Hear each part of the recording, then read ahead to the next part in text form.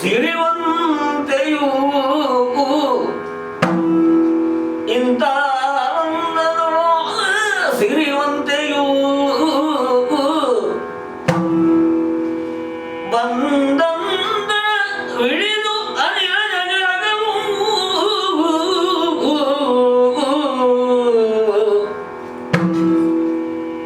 ಕಂಡಂಥಟ್ಟನಲ್ಲಿ ತರ್ಕಿಸುತ್ತೆಂದು ಸತಿಯೋಳು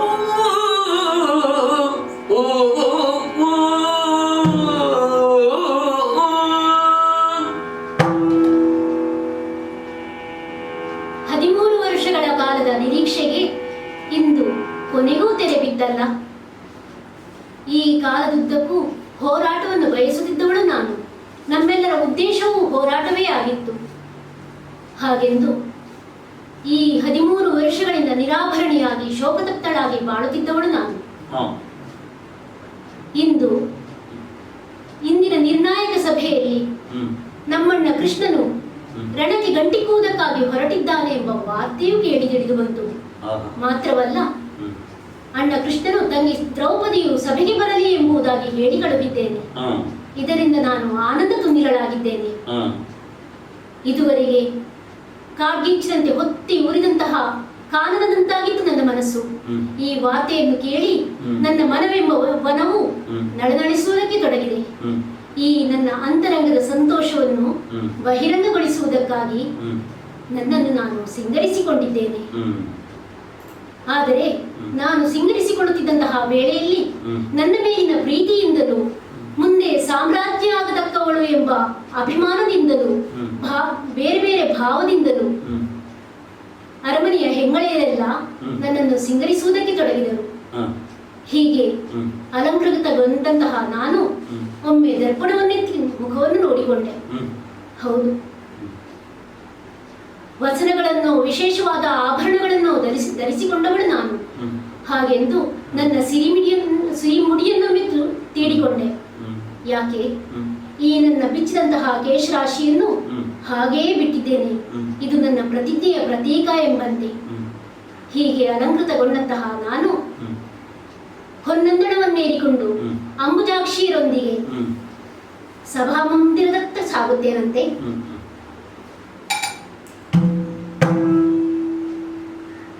ಹೊನ್ನಂದಳದಿಂದ ಇಳಿದು ಇನ್ನೇನು ಸಭಾಮಂದಿರವನ್ನು ಪ್ರವೇಶಿಸಬೇಕು ಎಂದಾಗಲೇ, ಇದೇನಿದು? ನನ್ನ ಪತಿದೇವರಾದ ಪವನಜ ಸುತರು ದ್ವಾರದ ಬಳಿಯಲ್ಲೇ ಇರುವಂತಹ ಕಂಬಕ್ಕೆ ಹೊರಗೆ ಕುಳಿತಿದ್ದಾರಲ್ಲ.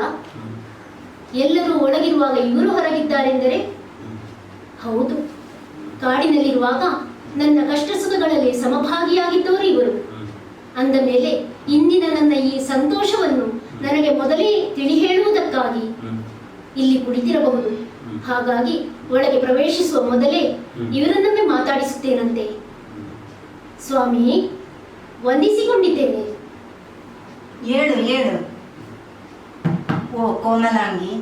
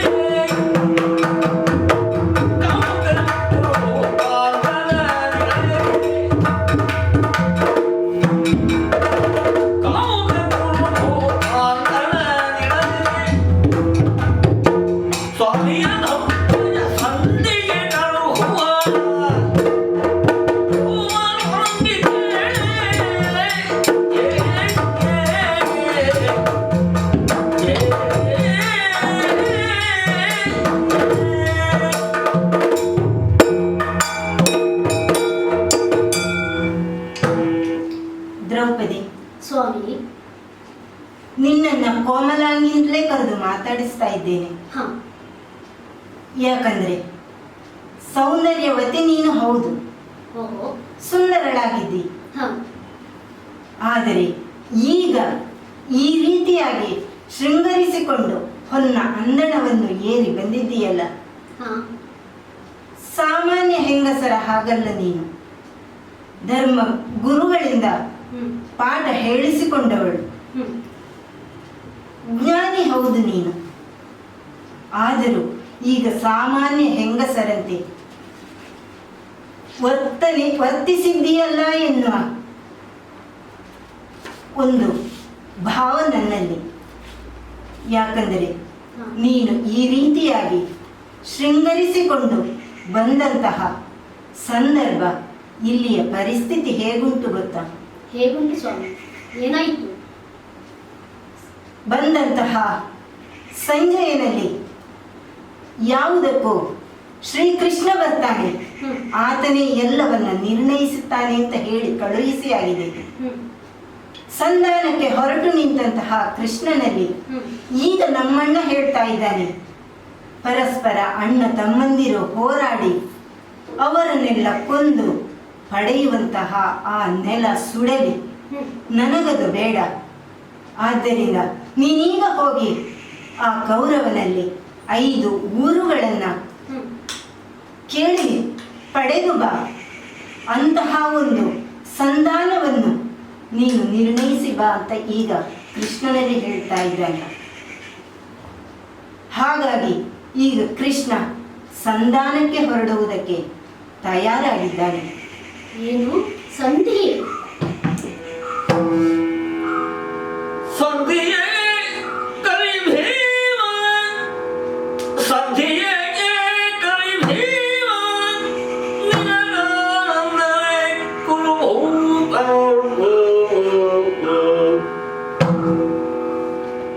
ನಿನಗಾನಂದವೇ ಕುರುಭೂತ. ಹಿತವಂತುರೇ ಧರ್ಮಜಯ ಪಾರ್ಥಗೆ ಹರಿಗೆ ಸನುಮತವೇ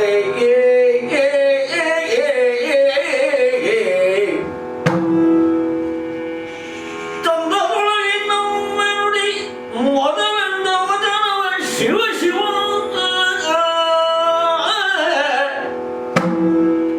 ನೀವಿಂದು ಕೈಗೊಂಡಿರೇ ಯತಿತ್ವವನೆಂದು ಮರುಗಿದರು.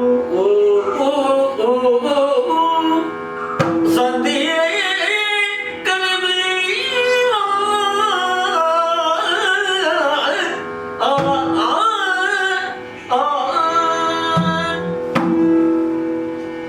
ಏನು ಸ್ವಾಮಿ ಸಂಧಿಯೇ? ಹ, ನಿಮಗೂ ಇದು ಒಪ್ಪಿಗೆಯಾಯಿತೆ? ಈ ಸಂಧಿಯು ನಿಮಗೆ ಆನಂದವನ್ನು ತಂದೊಡ್ಡಿದೆ? ಕೌರವನ ಹೆಸರನ್ನು ಕೇಳಿದಾಕ್ಷಣ ಹ್ಮ್. ಕೆಂಡ ದುಂಡುಗಳನ್ನು ಉಗುಳುವಂತಹ ಕಣ್ಣನ್ನು ಕೆಂಪಾಗಿಸುತ್ತಾ ಕೈಯಲ್ಲಿರುವ ಗದೆಯನ್ನು ರೋಷಾವೇಶದಿಂದ ಬೀಸುತ್ತಿದ್ದ ನಿಮಗೆ ಹ, ಸಂಧಿಯೂ ಒಪ್ಪಿಗೆಯಾಯಿತೆ ಇಂದು? 13 ವರ್ಷಗಳಿಂದ 13 ವರ್ಷಗಳನ್ನು ಕಳೆದ ಬಳಿಕ ಹೋರಾಟವನ್ನು ಮಾಡೋಣ ಎಂದು ಆಗಾಗ ಹೇಳುತ್ತಿದ್ದಂತಹ ನಿಮ್ಮಣ್ಣ ಧರ್ಮಜನು ಇಂದು ಸಂಧಿಗೆ ಒಪ್ಪಿಕೊಂಡನೆ? ಅಲ್ಲ, ಕೌರವನೊಂದಿಗಿನ ಹೋರಾಟಕ್ಕಾಗಿಯೇ ಅನೇಕ ಶಸ್ತ್ರಾಸ್ತ್ರಗಳನ್ನು ಮಂತ್ರಾಸ್ತ್ರಗಳನ್ನು ಕೂಡಿಟ್ಟುಕೊಂಡಂತಹ ನಿಮ್ಮ ತಮ್ಮ ಪಾರ್ಥ ಮಹಾಶಯರಿಗೆ ಇಂದು ಈ ಸಂಧಿಯೂ ಒಪ್ಪಿಗೆಯಾಯಿತೆ? ಅಲ್ಲ, ಎಲ್ಲವನ್ನೂ ಬಿಡೋಣ. ಹ, ನಮ್ಮಣ್ಣ ಶ್ರೀಕೃಷ್ಣ ನಾನು ಕೊರಗುತ್ತಿದ್ದಂತಹ ವೇಳೆಯಲ್ಲೆಲ್ಲ ನನ್ನ ಬಳಿಗೆ ಬಂದು ತಂಗಿ ಮರುಗದಿರು, ಈ 13 ವರ್ಷಗಳ ಗಡುವು ಕಳೆದಾಕ್ಷಣ ಹ, ನಿಮ್ಮವರಿಂದಲೇ ಅವರನ್ನೆಲ್ಲ ನಾಶ ಮಾಡಿಸಿ ನಿನ್ನ ಈ ತುರುವನ್ನು ಮೇಲೆ ಕಟ್ಟಿಸುವ ಹೊಣೆ ನನ್ನದು ತಂಗಿ ಎಂದು ಆಗಾಗ ನುಡಿಯುತ್ತಿದ್ದ ನನಗೆ ಸಾಂತ್ವನೀಯುತ್ತಿದ್ದ ಹ. ಅಂತಹ ಕೃಷ್ಣ ಇಂದು ಈ ಸಂಧಿಗೆ ಒಪ್ಪಿಕೊಂಡನೆ? ಹೇಗೆ ಸಾಧ್ಯ ಸ್ವಾಮಿ? ಅಲ್ಲ, ಈ ರೀತಿ ಸಂಧಿಯನ್ನು ಸ್ವೀಕರಿಸಿ ನಿಮ್ಮ ಕ್ಷತ್ರಿಯತ್ವವನ್ನೇ ಮರೆತು 5 ಊರುಗಳನ್ನು ಕೈಯೊಡ್ಡಿ ಬೇಡುವುದಕ್ಕೆ ನೀವೇನು ಯತಿತ್ವವನ್ನು ಸ್ವೀಕರಿಸಿಕೊಂಡಿರೆ? ಯಾಕೆ ಸ್ವಾಮಿ ಈ ರೀತಿ? ಹೇಳಿ ಕೇಳಿ ನನಗೆ ಲೋಕೈಕ ವೀರರಾದಂತಹ 5 ಗಂಡಂದಿರು. ಹ, ಆದರೆ ಏನು ಮಾಡೋಣ ಹೇಳಿ? ಓರ್ವ ಹೆಣ್ಣಿಗೆ ಒಬ್ಬ ಗಂಡನಿದ್ದರೆ ಸಾಕು, ಎಂತಹ ಕಷ್ಟಕರ ಸಂದರ್ಭ ಬಂದಾಗಲೂ ತನ್ನ ಶಕ್ತಿ ಮೀರಿ ಆಕೆಯನ್ನು ರಕ್ಷಿಸುವುದಕ್ಕೆ ಆತನು ಪ್ರಯತ್ನಿಸುತ್ತಾನೆ. ಆದರೆ ನೀವು 5 ಇದ್ದುಕೊಂಡು ಏನು ಮಾಡಿದಿರಿ ಸ್ವಾಮಿ? ಆ ದ್ಯೂತ ಸಭೆಯಲ್ಲಿ ಹ, ನನ್ನನ್ನು ಅಪಮಾನಗೊಳಿಸಿದಾಗ ಹ, ನೀವೈವರು ಆ ನಾಯಿಗಳಿಗೆ ಬೆದರಿ ನೆಲ ನೋಟಕರಾಗಿ ನಿಂತಿದ್ದೀರೆಯೇ ವಿನಃ ಹ. ನನ್ನನ್ನು ರಕ್ಷಿಸುವ ಮನ ಮಾಡಲಿಲ್ಲ. ಅಂದಿನ ನಿಮ್ಮ ಆ ಮೌನವೇ ನನ್ನನ್ನು ಅಂದೇ ಕೊಂದು ಹಾಕಿತು. ಹ. ಸ್ವಾಮಿ, ಇಲ್ಲ, ಯಾಕೆ ಈ ರೀತಿ ಹೇಳ್ತಾ ಇದ್ದೀರಿ ನೀವು? ಯಾವ ಕಾರಣಕ್ಕೂ ಸಂಧಿಯು ಒಳಿತಲ್ಲ. ಹ. ಈ ಭಿಕ್ಷೆಯನ್ನು ಬೇಡುವ ಬದಲು ನಿಮ್ಮ ಕ್ಷತ್ರಿಯತ್ವವನ್ನು ಒಮ್ಮೆ ನೆನಪಿಸಿಕೊಳ್ಳಿ. ನಿಮ್ಮ ಸಾಮ್ರಾಟವನ್ನೇ ನಿಮ್ಮದಾಗಿಸಿಕೊಳ್ಳುವಂತಹ ಶಕ್ತಿಯು ನಿಮಗಿರುವಾಗ ಅರ್ಧ ರಾಜ್ಯವನ್ನೂ ಬಿಟ್ಟು ಈ ರೀತಿ 5 ಊರುಗಳನ್ನು ಕೇಳುವ ಈ ಸಂಧಿಯ ಮಾತನ್ನು ಬಿಟ್ಟು ಬಿಟ್ಟು ನೀವು ರಣಕ್ಕೆ ಸಿದ್ಧರಾಗಿ ಸ್ವಾಮಿ. ದ್ರೌಪದಿ, ಸ್ವಾಮಿ, ನೀನು ಹೇಳಿದ್ದೆಲ್ಲವೂ ಸರಿ, ಹಾ, ಆದರೆ ನಾನು ಏನು ಮಾಡುವುದಕ್ಕೆ ತಾನೇ ಸಾಧ್ಯ ಹೇಳು? ಯಾಕೆ ಸ್ವಾಮಿ? ಕೌರವ ಎಂತಹ ಕೆಟ್ಟ ಕೆಲಸಗಳನ್ನೆಲ್ಲ ಮಾಡಿದ್ದಾನೆ ಎನ್ನುವುದಕ್ಕೆ ಹಾ, ನೀನು ಸಾಕ್ಷಿಯಾಗಿದ್ದೀಯ. ಹಾ, ಬಾಲ್ಯದಿಂದಲೇ ನಮ್ಮಿಬ್ಬರೊಳಗೆ ಹಾ, ಆರಂಭವಾದಂತಹ ದ್ವೇಷ ಹಾ, ಬೆಳೆದು ಬೆಳೆದು ಇನ್ನೇನು ಒಂದು ನಿರ್ಣಾಯಕ ಹಂತವನ್ನು ತಲುಪುತ್ತದೆ ಎಂದು ಭಾವಿಸಿರುವಾಗಲೇ ಹಾ, ಅಣ್ಣ ಇಂತಹ ಒಂದು ನಿರ್ಧಾರವನ್ನು ಕೈಗೊಂಡಿದ್ದಾನೆ. ಹಾ, ಅಣ್ಣ ಹೇಳ್ತಾ ಇರುವುದು ಸರಿಯಲ್ಲ ಅಂತ ಗೊತ್ತುಂಟು, ಹಾ, ಆದರೆ ಏನು ಮಾಡಲಿ? ಧರ್ಮವೇ ಅವತರಿಸಿ ಮಾನವನ ರೂಪದಲ್ಲಿ ಈ ಭೂಮಿಗಿಳಿದು ಬಂದಿದ್ದಾನೋ ಎನ್ನುವ ಹಾಗಿರುವಂತಹ ಧರ್ಮಾತ್ಮ ನಮ್ಮಣ್ಣ. ಹ್ಮ್, ಆತನ ಮಾತನ್ನು ಮೀರಿ ಇದು ಸರಿಯಲ್ಲ ಎಂದು ಹೇಳುವಷ್ಟು ಧರ್ಮವನ್ನು ತಿಳಿದವನು ನಾನಲ್ಲ.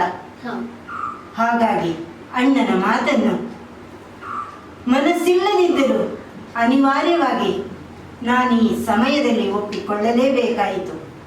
ಅಷ್ಟು ಮಾತ್ರವಲ್ಲ, ನೀನೇ ಕೇಳಿದ ಹಾಗೆ ಹಾ, ಪಾರ್ಥ ಆತನೂ ಒಪ್ಪಿದ. ನಕುಲ ಸಹದೇವರು ಅವರೆಂದಿಗೂ ಅಣ್ಣನ ಮಾತನ್ನು ಮೀರುವವರಲ್ಲ. ಹಾ, ಮಾತ್ರವಲ್ಲ, ಆತನ ಎದುರು ನಿಂತು ಮಾತನಾಡುವವರೂ ಅಲ್ಲ. ಹ್ಮ್, ಹಾಗಾಗಿ ಧರ್ಮಜನ ಮಾತಿಗೆ ಒಪ್ಪಿ ಅವರೂ ಒಂದು ಮೂಲೆಗೆ ಸರಿದರು. ಹ್ಮ್, ಉಳಿದವ ನಾನೊಬ್ಬ, ನಾನೇನು ಮಾಡಲಿ? ನನಗೂ ಒಂದು ಸ್ವಾತಂತ್ರ್ಯದ ಪರಿಧಿ, ಒಂದು ಮಿತಿಂತೂ ಉಂಟು. ಹಾ, ಅದನ್ನು ಮೀರುವುದಕ್ಕೆ ನನಗೂ ಸಾಧ್ಯವಾಗಲಿಲ್ಲ. ಹ್ಮ್, ಕೊನೆಯಲ್ಲಿ ಕೃಷ್ಣನನ್ನು ನಾವೆಲ್ಲ ಆ ದೇವರೆಂದೇ ತಿಳಿದವರು. ಹ್ಮ್, ದೇವರಾಗಿಯೂ ಆತ ಅಣ್ಣನ ಮಾತಿಗೆ ಸಮ್ಮತಿ ಸೂಚಿಸಿದ. ಹ್ಮ್, ಅಂದರೆ ಅಣ್ಣನ ಧರ್ಮ ಪ್ರಜ್ಞೆಯನ್ನು ಮೀರುವ ಸಾಹಸವನ್ನು ಆತನೂ ಮಾಡಲಿಲ್ಲ. ಹೀಗಿರುವಾಗ ಅಣ್ಣನ ಧರ್ಮ ಪ್ರಜ್ಞೆ, ಕೃಷ್ಣನ ದೈವತ್ವ ಎರಡೂ ಈ ಮಾತನ್ನು ಒಪ್ಪಿಕೊಂಡಿದೆ ಎಂದ ಮೇಲೆ ಇನ್ನು ನಾನೇನು ಮಾಡುವುದಕ್ಕೆ ಸಾಧ್ಯ? ಆದರೂ ಇದನ್ನು ಪೂರ್ಣ ಮನಸ್ಸಿನಿಂದ ಸಮ್ಮತಿಸುವುದಕ್ಕೆ ನನಗೆ ಸಾಧ್ಯವಾಗಲಿಲ್ಲ. ಹ್ಮ್, ಅದಕ್ಕಾಗಿ ಸಭೆಯನ್ನು ತ್ಯಜಿಸಿ ಹೊರಗೆ ಬಂದು ನಾನಿಲ್ಲಿ ಕುಳಿತವ. ಅಷ್ಟರಲ್ಲಿ ನೀನು ಬಂದು ಈ ರೀತಿಯಾಗಿ ಕೇಳುತ್ತಾ ಇದ್ದೀಯಲ್ಲ. ಹಾ, ದ್ರೌಪದಿ, ಸ್ವಾಮಿ, ನನ್ನ ಇನ್ನೊಂದು ಮಾತನ್ನು ಕೇಳು. ಏನದು? ನಾನು ತಾಯಿಯ ಬಸರಿಂದ ಹ್ಮ್. ಇಳಿದು ಬಂದ ಮೇಲೆ ಹ್ಮ್, ಇದುವರೆಗೂ ಸುಖ ಎಂಬುದನ್ನು ಕಂಡವನಲ್ಲ. ಹ್ಮ್, ಬಾಲ್ಯದಿಂದಲೂ ಕಾಡಿನಲ್ಲಿ ನಾವು ಹುಟ್ಟಿದರು. ಋಷಿ ಮುನಿಗಳ ಜೊತೆಯಲ್ಲಿ ಅರಮನೆಗೆ ಬಂದಾಗ ಹ್ಮ್, ಇನ್ನಾದರೂ ರಾಜಕುಮಾರರ ಹಾಗೆ ಬಾಳಬಹುದು ಅಂತ ಭಾವಿಸಿದ್ರೆ ಹ್ಮ್, ಇಲ್ಲ. ಕೌರವ ಅದಕ್ಕೆ ಆಸ್ಪದವನ್ನೇ ಕೊಡಲಿಲ್ಲ. ಎಷ್ಟೆಲ್ಲ ಕಷ್ಟಗಳನ್ನ ಕೊಡುತ್ತಲೇ ಬಂದ. ಹಾ, ಬಾಲ್ಯದಲ್ಲಿ ಅದೆಷ್ಟೋ ಕಷ್ಟಗಳನ್ನ ಅನುಭವಿಸಿದೆವು.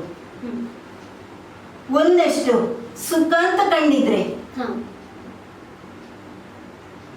ಸ್ವಲ್ಪ ಕಾಲ ಮಾತ್ರ. ಆ ಬಳಿಕ ಪುನಃ ದ್ಯೂತಕ್ಕೆ ಕರೆದ. ಮೋಸದಲ್ಲಿ ನಮ್ಮನ್ನ ಸೋಲಿಸಿದ. ಹಾ, ಅಜ್ಞಾತವಾಸ, ವನವಾಸ ಎಲ್ಲವೂ ಆಯಿತು. ವನವಾಸ ಕಾಲದಲ್ಲಿ ಅದೆಷ್ಟು ಕಷ್ಟ ಅನುಭವಿಸಿದ್ದೇವೆ ಎನ್ನುವುದು ಜೊತೆಯಲ್ಲಿದ್ದ ನಿನಗೂ ಅರಿವಿರಬಹುದು. ಹ್ಮ್, ಏನು ಮಾಡೋಣ ಹೇಳು? ಅಣ್ಣನ ಮುಂದೆ, ಅಣ್ಣ ಕೈಗೊಂಡಂತಹ ನಿರ್ಧಾರದ ಮುಂದೆ ನಾವೆಲ್ಲರೂ ತಲೆಬಾಗಿ, ದ್ಯೂತವನ್ನು ಆಡಿದ್ದು ಆತ, ಹಣವನ್ನು ಸೋತದ್ದು ಆತ, ಅನುಭವಿಸಬೇಕಾದ್ದು ನಾವೆಲ್ಲರೂ. ನಮ್ಮ ಕರ್ಮ ಫಲವೆಂದೇ ತಿಳಿದು ಎಲ್ಲವನ್ನು ಅನುಭವಿಸಿಯಾಯಿತು.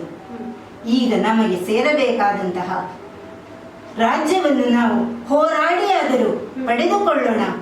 ನಮಗಾದ ಅನ್ಯಾಯಕ್ಕೆ ಪ್ರತೀಕಾರವನ್ನ ತೀರಿಸೋಣ ಎಂದರೆ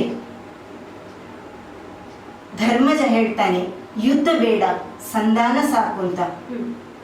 ಹಾಗಾಗಿ ಆದರೂ ಎಷ್ಟೋ ಸಲ ಅಣ್ಣನ ಮಾತನ್ನು ಮೀರಿಯೂ ಎಷ್ಟೋ ಸಹಾಯವನ್ನು ನಿನಗೆ ಮಾಡಿದ್ದೇನೆ. ಖಂಡಿತ ಹೌದು.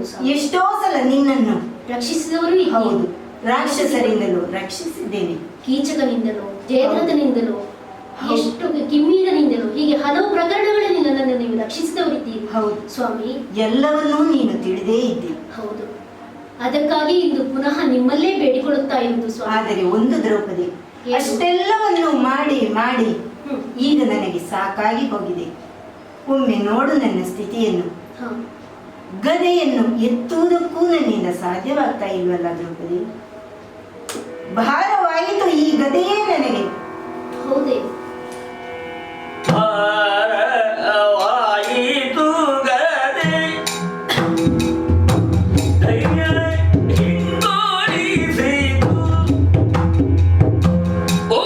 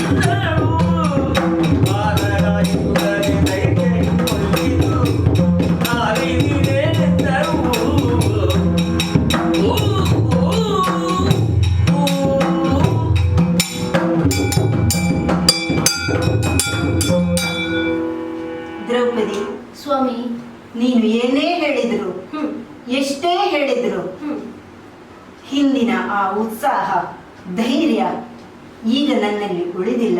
ಓಹೋ. ಹಾಗಾಗಿ ನಿನಗೆ ಗಂಡಂದಿರು 5. ಸಾಮಾನ್ಯರಿಗಾದರೆ ಒಬ್ಬನೇ ಗಂಡ, ಹೌದು, ಆತ ಅವಳನ್ನು ರಕ್ಷಿಸಬೇಕಾದ್ದು ಅವನ ಕರ್ತವ್ಯ. ನಿನಗೆ ಹಾಗಲ್ಲ, ನನ್ನನ್ನು ಬಿಟ್ಟರೆ ಇನ್ನೂ 4 ಹೌದು ಸ್ವಾಮಿ. ಅವರ ಬಳಿ ನಿನ್ನ ಈ ಕಷ್ಟವನ್ನ ಹೇಳಿಕೊಳ್ಳಬಹುದಲ್ಲ. ಸ್ವಾಮಿ, ದ್ರೌಪದಿ, ನನ್ನ ಕಷ್ಟವನ್ನೇನೋ ಹೇಳಿಕೊಳ್ಳಬಹುದು, ಆದರೆ ಸದಾ ನಾನು ಕಷ್ಟವನ್ನು ಎದುರಿಸಿದಾಗಲಿಲ್ಲ ಅದಕ್ಕೆ ಓಗೊಟ್ಟು ಅದನ್ನು ಪಾರು ಮಾಡಿ ನನ್ನನ್ನು ಸಂರಕ್ಷಿಸಿದವರು ನೀವೇ ತಾನೆ. ಹಾಗಾಗಿ ನಿಮ್ಮಲ್ಲಿ ಹೇಳುತ್ತಾ ಬಂದೆ, ಈ ಸಲವು ಈ ಸಂಧಿ ಎಂಬ ವಿಚಾರವನ್ನು ಬಿಟ್ಟು ಮತ್ತೆ ರಣವನ್ನು ಕೈಗೊಳ್ಳುವಂತೆ ಮಾಡಿ ಎಂಬುದಾಗಿ ಅಪೇಕ್ಷಿಸುತ್ತಿದ್ದೇನೆ. ದ್ರೌಪದಿ, ಮತ್ತೊಂದು ವಿಚಾರವನ್ನು ನೀನು ತಿಳಿಸಿದೆ. ಏನು? ಯತಿತ್ವವನ್ನು ಕೈಗೊಂಡಿರೆ ಎಂಬುದಾಗಿ. ಹೌದು ಸ್ವಾಮಿ, ಕ್ಷತ್ರಿಯತ್ವವನ್ನೇ ಮರೆತು ಬಿಟ್ಟಿರೇನೋ ಎಂದು ತೋರುತ್ತಾ ಇದೆ. ಹೀಗೆ ನೀನು ಹೇಳುವುದು ಸರಿಯೇ. ಯಾಕೆಂದ್ರೆ ಅರ್ಜುನ ಪಣವನ್ನು ಗೆದ್ದಾಗ ಯತಿವೇಷದಲ್ಲೇ ಇದ್ದ. ಹೌದು. ನಿನಗಾಗ ಯಾರನ್ನು ಬೇಕಾದರೂ ತಿರಸ್ಕರಿಸಬಹುದಾದಂತಹ ಪೂರ್ಣ ಸ್ವಾತಂತ್ರ್ಯ ನಿನಗಿತ್ತು. ಅಲ್ಲದೆ ಕರ್ಣ ಬಂದಾಗ ಆತನನ್ನು ನೀನು ಸೂತ ಪುತ್ರ ಎಂದು ತಿರಸ್ಕರಿಸಿದ್ದೆ. ಅವ ಅಲ್ಲಿಂದ ಎದ್ದು ಹೋಗಿದ್ದ. ಆದರೆ ಅರ್ಜುನ ಬಂದಾಗ ಆತ ಬ್ರಾಹ್ಮಣ ಎಂದು ನೀನು ತಿರಸ್ಕರಿಸಲಿಲ್ಲ. ಪಣವನ್ನು ಗೆದ್ದ ಎಂದು ಆತನನ್ನು ನೀನು ವರಿಸಿದ್ದಿ. ಅಮ್ಮ ಹೇಳಿದ ಬಳಿಕ ನಾವು ನಾಲ್ವರು ನಿನ್ನನ್ನು ವರಿಸಿದ್ದು. ಆಗ ನಿನಗೆ ಯತಿತ್ವದ ಮೇಲೇನು ದ್ವೇಷ ಇರಲಿಲ್ಲ. ಮತ್ತೆ ಯಾಕೆ ಈಗ ಧರ್ಮರಾಯ ಯತಿತ್ವದ ರೂಪದಲ್ಲಿ ದಾನವನ್ನು ಕೇಳ್ತಾನೆ ಅಂತ ಸಿಟ್ಟು ಯಾಕೆ? ಹೋಗಿ ಅವನಲ್ಲೇ ಕೇಳು. ಸ್ವಾಮಿ, ಮದುವೆಯಾಗುವ ಬಣದ ಉದ್ದೇಶ ಏನಾಗಿತ್ತು? ಮತ್ಸ್ಯಯಂತ್ರವನ್ನು ಯಾರು ಭೇದಿಸುತ್ತಾನೋ ಆತನನ್ನು ನಾನು ವಿವಾಹವಾಗುತ್ತೇನೆ ಎಂಬುದಾಗಿ. ಆಗ ನಾನು ಯತಿತ್ವವನ್ನು ತಿರಸ್ಕರಿಸುವುದೋ ದ್ವೇಷಿಸುವುದೋ ಅಗತ್ಯವಿರಲಿಲ್ಲ. ಆದರೆ ಇಂದು ಕ್ಷತ್ರಿಯರಾಗಿದ್ದುಕೊಂಡು ಸನ್ಯಾಸಿಗಳಂತೆ ಕೈಬೇಡಿ ನೀವು 5 ಊರುಗಳನ್ನು ಬೇಡುತ್ತೀರಿ ಎಂದಾದರೆ ಇದನ್ನು ತಿರಸ್ಕರಿಸದೆ ಮತ್ತೆ ನಾನೇನು ಮಾಡಬೇಕು ಸ್ವಾಮಿ? ಅಷ್ಟು ಮಾತ್ರವಲ್ಲ, ಏನು ನಿಮಗೆ ಗದೆಯು ಭಾರವಾಯಿತೆಂದು ಹೇಳುತ್ತಾ ಇದ್ದೀರಾ? ನಿಮಗೆ ಇಂದು ಬಲವಿಲ್ಲ, ಶಕ್ತಿಹೀನರಾಗಿದ್ದೀರಿ ಎಂದು ಹೇಳುತ್ತಾ ಇದ್ದೀರಲ್ಲ ಸ್ವಾಮಿ. ಸಾಕು ಮಾಡಿ ನಿಮ್ಮ ಮಾತನ್ನು. ಏನೆಂದಿರಿ ನೀವು? ನಿಮಗೆ ಶಕ್ತಿ ಇಲ್ಲವೇ? ಅಲ್ಲ, ನಾನು ಹೇಳುತ್ತೇನೆ, ಆ ಪಂಚ ಪಾಂಡವರ ಎದುರಲ್ಲಿಯೇ ನಿಮ್ಮ ಕೌರವನ ತಮ್ಮನಾದ ದುಶ್ಯಾಸನನು ಸಭಾ ಮಧ್ಯದಲ್ಲಿ ಈ ನನ್ನನ್ನು ತಂದು ನಿಲ್ಲಿಸಿ ಆತನ ನನ್ನ ಮಾನವನ್ನು ಅಪಹರಿಸುವುದಕ್ಕೆ ಪ್ರಯತ್ನಿಸಿದಾಗ ನೀವು ಮಾಡಿದ ಪ್ರತಿಜ್ಞೆ ನಮಗೆ ನೆನಪಿಸಿಕೊಳ್ಳಿ. ನೀವು ನೆನಪುಂಟೆ ನಿಮಗೆ? ಈ ದುಶ್ಯಾಸನನನ್ನು ಕೊಂದು ಆತನ ರಕ್ತವನ್ನು ನಾನು ಕುಡಿಯುತ್ತೇನೆ. ಮಾತ್ರವಲ್ಲ, ಆ ದ್ರೌಪದಿ ಆತನ ರಕ್ತವನ್ನು ನಿಮಗೆ ತೈಲದಂತೆ ಪೂಸಿಕೊಳ್ಳುತ್ತೇನೆ. ಅಷ್ಟೇ, ಆ ದುಶ್ಯಾಸನನ ಕರುಳನ್ನೇ ಬಗೆದು ಅದನ್ನು ನಿನಗೆ ಹೂಮಾಲೆಯನ್ನು ಉಡಿಸುತ್ತೇನೆ ಎಂದು ಹೇಳಿದ್ದೀನಿ. ಇಷ್ಟೆಲ್ಲ ಪ್ರತಿಜ್ಞೆಗಳನ್ನು ಮಾಡಿದಂತಹ ನೀವು ಇಂದು ಈ ಪ್ರತಿಜ್ಞೆಗಳನ್ನೆಲ್ಲ ಮರೆತು ಕ್ಷತ್ರಿಯತ್ವವನ್ನೇ ಮರೆತು ದಾನವನ್ನು ಬೇಡುವುದಕ್ಕೆ ಸಿದ್ಧರಾಗಿ ನಿಂತಿದ್ದೀರಾ. ಬಿಡಿ, ಸುಟ್ಟು ಹಾಕಿ ಈ ದಾನಕ್ಕೆ. ನಾನು ಹೊರಡುತ್ತೇನೆ. ಗಂಡು ಹೆಣ್ಣು ಎಲ್ಲದ ನಿಮ್ಮ ಈ ವಧೆಯನ್ನು ಇಲ್ಲೇ ಇಲ್ಲ. ನಾನೊಂದು ನಿಮಗೆ ಉಪಾಯವನ್ನು ಹೇಳಿಕೊಡುತ್ತೇನೆ. ನಿಮ್ಮ ಈ ಕ್ಷತ್ರಿಯೋಚಿತವಾದಂತಹ ಉಡುಪನ್ನು ಕಳಚಿ ಇದು ಒಳಗಿರುವಂತಹ ಸೀರೆಯನ್ನು ನೀವು ಯಾಕೆ ಬೇಕಿದ್ದರೆ ಕೈಗಳಿಗೆ ಬಳೆಗಳನ್ನು ತೊಟ್ಟುಕೊಳ್ಳಿ. ನಾನು ಗಂಡಾಗುತ್ತೇನೆ. ಗಂಡಾಗಿ ನಾನೇ ರಣಕ್ಕೆ ಸಿದ್ಧವಾಗಿರುತ್ತೇನೆ. ದ್ರೌಪದಿ, ನೀನು ಏನೇ ಹೇಳಿದ್ರು ಅದೆಲ್ಲ ನಾನು ಮಾಡಿದ್ದು ಶಪಥ ಅಂತ ತಿಳಿಬೇಡ. ಅದೆಲ್ಲ ನಾನು ಕೋಪದಲ್ಲಿ ಹೇಳಿದ್ದು. ಅಷ್ಟೆಲ್ಲವನ್ನು ಮೀರಿಯೂ ಎಷ್ಟೋ ಸಲ ನಿನಗೆ ಸಹಾಯವನ್ನು ಮಾಡಿದ್ದಿದೆ. ಹಾಗಾಗಿ ಈಗ ನೀನು ಏನೇ ಹೇಳಿದ್ರು ಸ್ವಾಮಿ, ಮಾಡಿದ ಸಹಾಯವನ್ನು ಇವಾಗ ಋಣಾತ್ಮಕ ಭಾವದಿಂದ ಹೇಳುತ್ತಿದ್ದೇನೆ. ಬಿಡಿ, ನಾನೇ ಹೊರಡುತ್ತೇನೆ ಯುದ್ಧಕ್ಕೆ.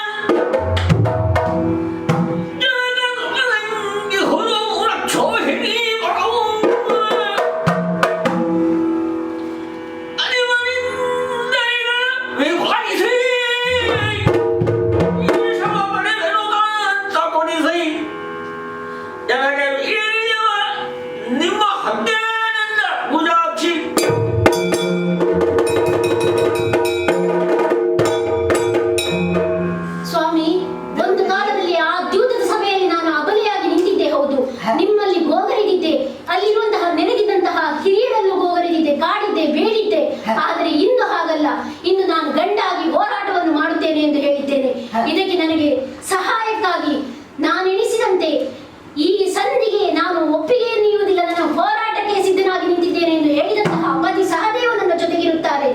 ಯಾಕೆ? ಪಾರ್ಥಿವ ನನ್ನೊಂದಿಗಿರುತ್ತಾನೆ. ಈ ದೊಡ್ಡವನಿಗಾದಂತಹ ಅನ್ಯಾಯವನ್ನು ಕಂಡು ಸದಾ ಸಿಡಿಮಿಡಿಗೊಳ್ಳುತ್ತಿದ್ದಂತಹ ಆ ಅಭಿಮನ್ಯು ಕುಮಾರನು ಸದಾ ನನ್ನೊಂದಿಗಿರುತ್ತಾನೆ. ಯಾಕೆ? ನಿಮ್ಮ ಮಗ ಕಲಿ ಘಟೋತ್ಕಚನಿಲ್ಲವೇ? ಹಿಂದೆ ಆ ಗಂಧಮಾದನ ಪರ್ವತದಲ್ಲಿ ನಮಗಾದಂತಹ ಪರಿಭವವನ್ನು ಕಂಡು ಈಗಿಂದಲೇ ಹೋಗಿ ಕೌರವನನ್ನು ಸುಟ್ಟು ಬರುತ್ತೇನೆ ಎಂದು ಹೊರಟ ನಿಮ್ಮಣ್ಣ ಧರ್ಮದ ನಿಲ್ಲಿಸಿದರು. 13 ವರ್ಷಗಳ ಕಳೆದ ಬಳಿಕ ಹೋರಾಟವನ್ನು ಮಾಡೋಣ ಎಂದು ಆ ಕಲಿ ಘಟೋತ್ಕಚನನ್ನು ನಾನು ಕೂಡಿಕೊಳ್ಳುತ್ತೇನೆ. ಯಾಕೆ?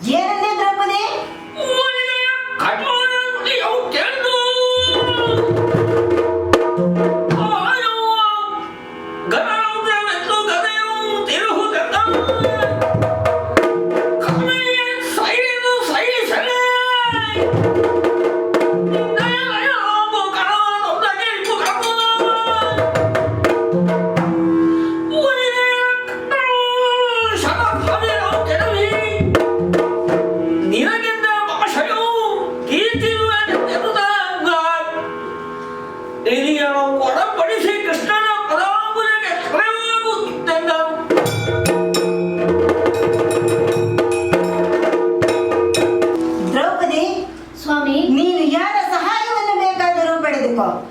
ಆದರೆ ನಿನ್ನ ತಂದೆಯ ಸಹಾಯವನ್ನು ಪಡೆಯುತ್ತೇನೆ ಎಂದು ಹೇಳಿದೆಯಲ್ಲ, ಮತ್ತಿನ್ನೇನು ಮಾಡಬೇಕು ನಾನು? ಯಾಕೆ ನಾವು ಐವರಿದ್ದು ಜೊತೆಗೆ ಕೃಷ್ಣನಿದ್ದು ನಮ್ಮೆಲ್ಲರನ್ನು ಅಷ್ಟೊಂದು ಅಸಹಾಯಕರು ಎಂದು ತಿಳಿದೆಯಾ? ನೋಡು, ನಿನ್ನ ಎದುರಿನಲ್ಲಿ ಹೇಳುತ್ತಾ ಇದ್ದೇನೆ, ಏನು? ನಿನ್ನ ಕಣ್ಣಿಂದ ಇಳಿದಂತಹ ಕಂಬನಿಗೆ ಪ್ರತಿಯಾಗಿ ಶತ ಸಾವಿರ ಕಣ್ಣ ನೀರ ಹನಿಗಳು ಆ ಕೌರವರ ಹೆಂಡತಿಯರ ಕಣ್ಣಿನಿಂದ ಇಳಿಯುವಂತೆ ಮಾಡುತ್ತೇನೆ. ಆ ಕೃಷ್ಣನಲ್ಲಿ ಸಂಧಿ ಬೇಡ, ಯುದ್ಧವೇ ಬೇಕು ಎಂಬುದಾಗಿ ನಾನು ಹೇಳುತ್ತೇನೆ. ಆದ್ದರಿಂದ ನೀನೀಗ ಸ್ವಲ್ಪ ಬದಿಗೆ ಸರಿ, ನಾನು ನೇರವಾಗಿ ಆ ಕೃಷ್ಣನಲ್ಲಿಗೆ ಹೋಗ್ತೇನೆ. ಸಂತೋಷಗೊಂಡೆ ಸ್ವಾಮಿ, ಹಾಗೆಯೇ ಆಗಲಿ. ಧನುಜಾರಿ ದ್ರೌಪದಿಯ ಸಂತೈಸಲನೆಗೌ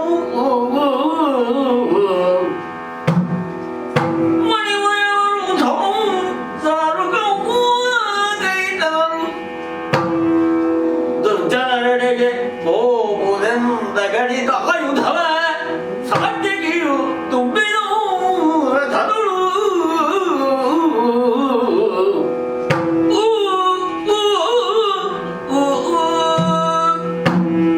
ಧನುಜಾರಿಯಾಗಿಯೂ ದ್ರೌಪದಿಯನ್ನು ಸಂತೈಸಿದ್ದೇನೆ. ದ್ರೌಪದಿಯು ಧನುಜಾರಿ ಎಂಬುದನ್ನು ಅರಿತುಕೊಂಡು ಅವಳಿಗೆ ಸಾಂತ್ವನವನ್ನು ಹೇಳಿದ್ದೇನೆ. ಇದು ಎರಡು ಭಾವ.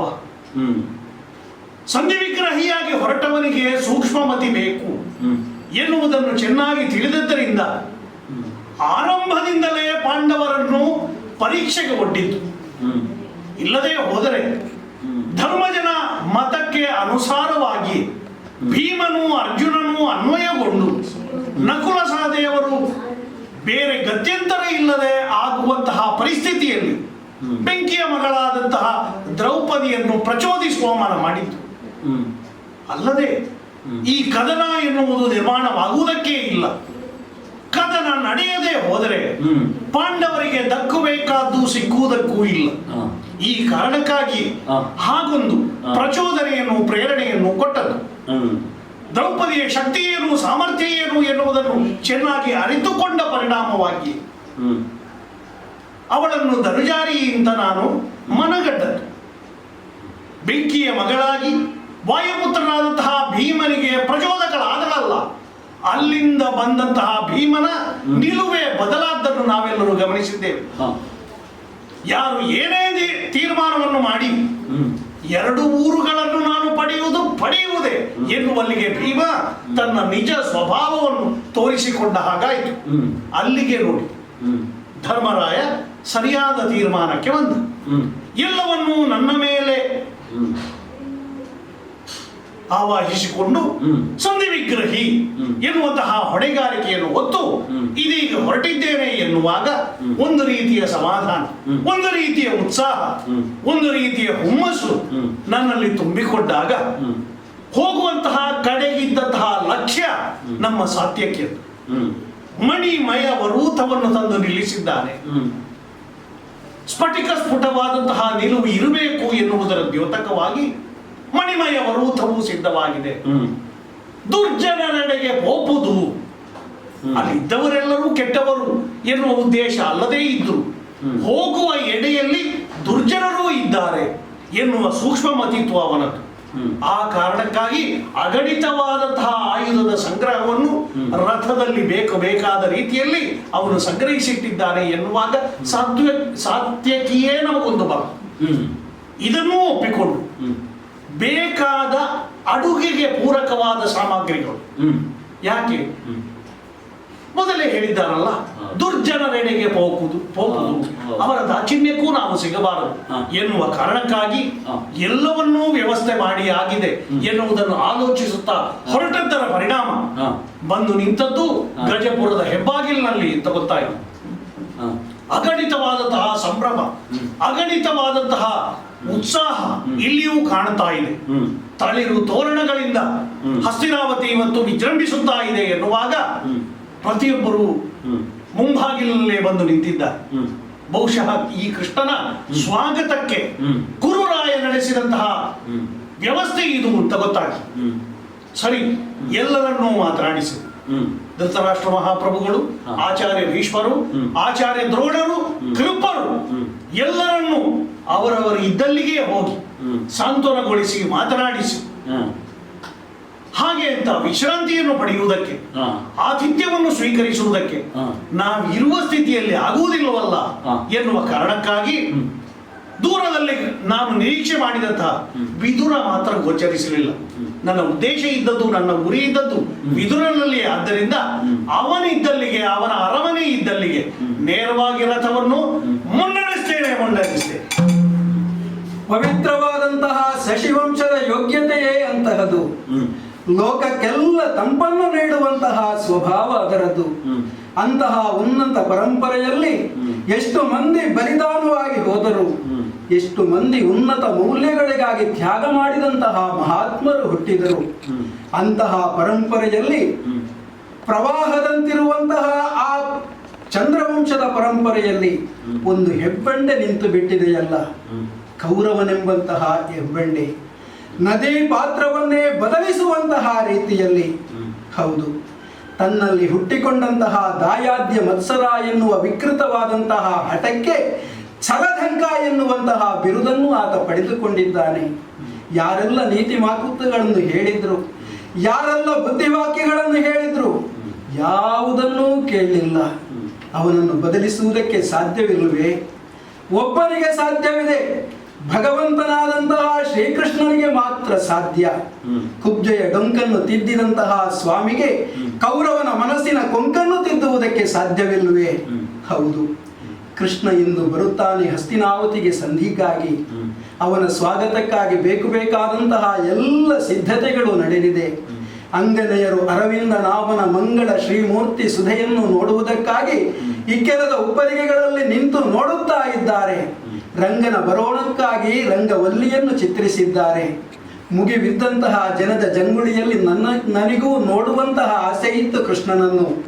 ಆದರೆ ಕೃಷ್ಣ ಎಲ್ಲಿ ಕಾಣುತ್ತಾನೆ ನನಗೆ?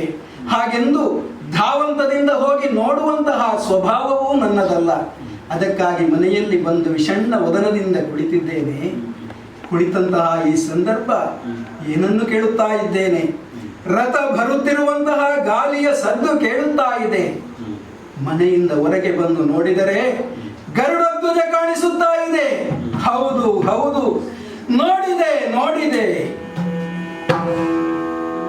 ನೋಡಿದವು ಕಂಠಣಿಯೇ ಚಿನ್ಮಯನ ಮೂರ್ತಿಯು.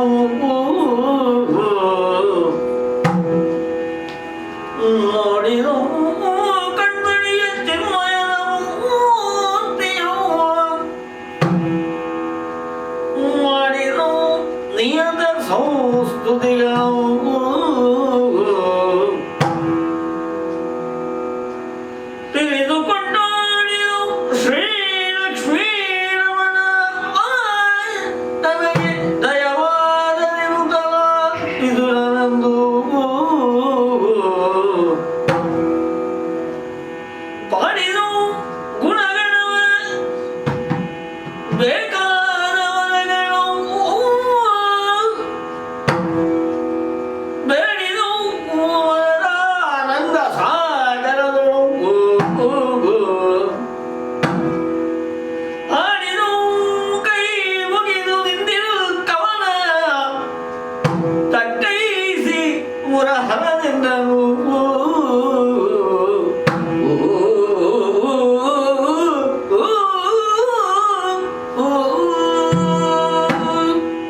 ಕೃಷ್ಣ, ನಿನ್ನ ಭವ್ಯ ಮೂರ್ತಿಯನ್ನು ನೋಡುತ್ತಾ ಇದ್ದೇನೆ, ಕಂಗಳಲ್ಲಿ ತುಂಬಿಕೊಳ್ಳುತ್ತಾ ಇದ್ದೇನೆ.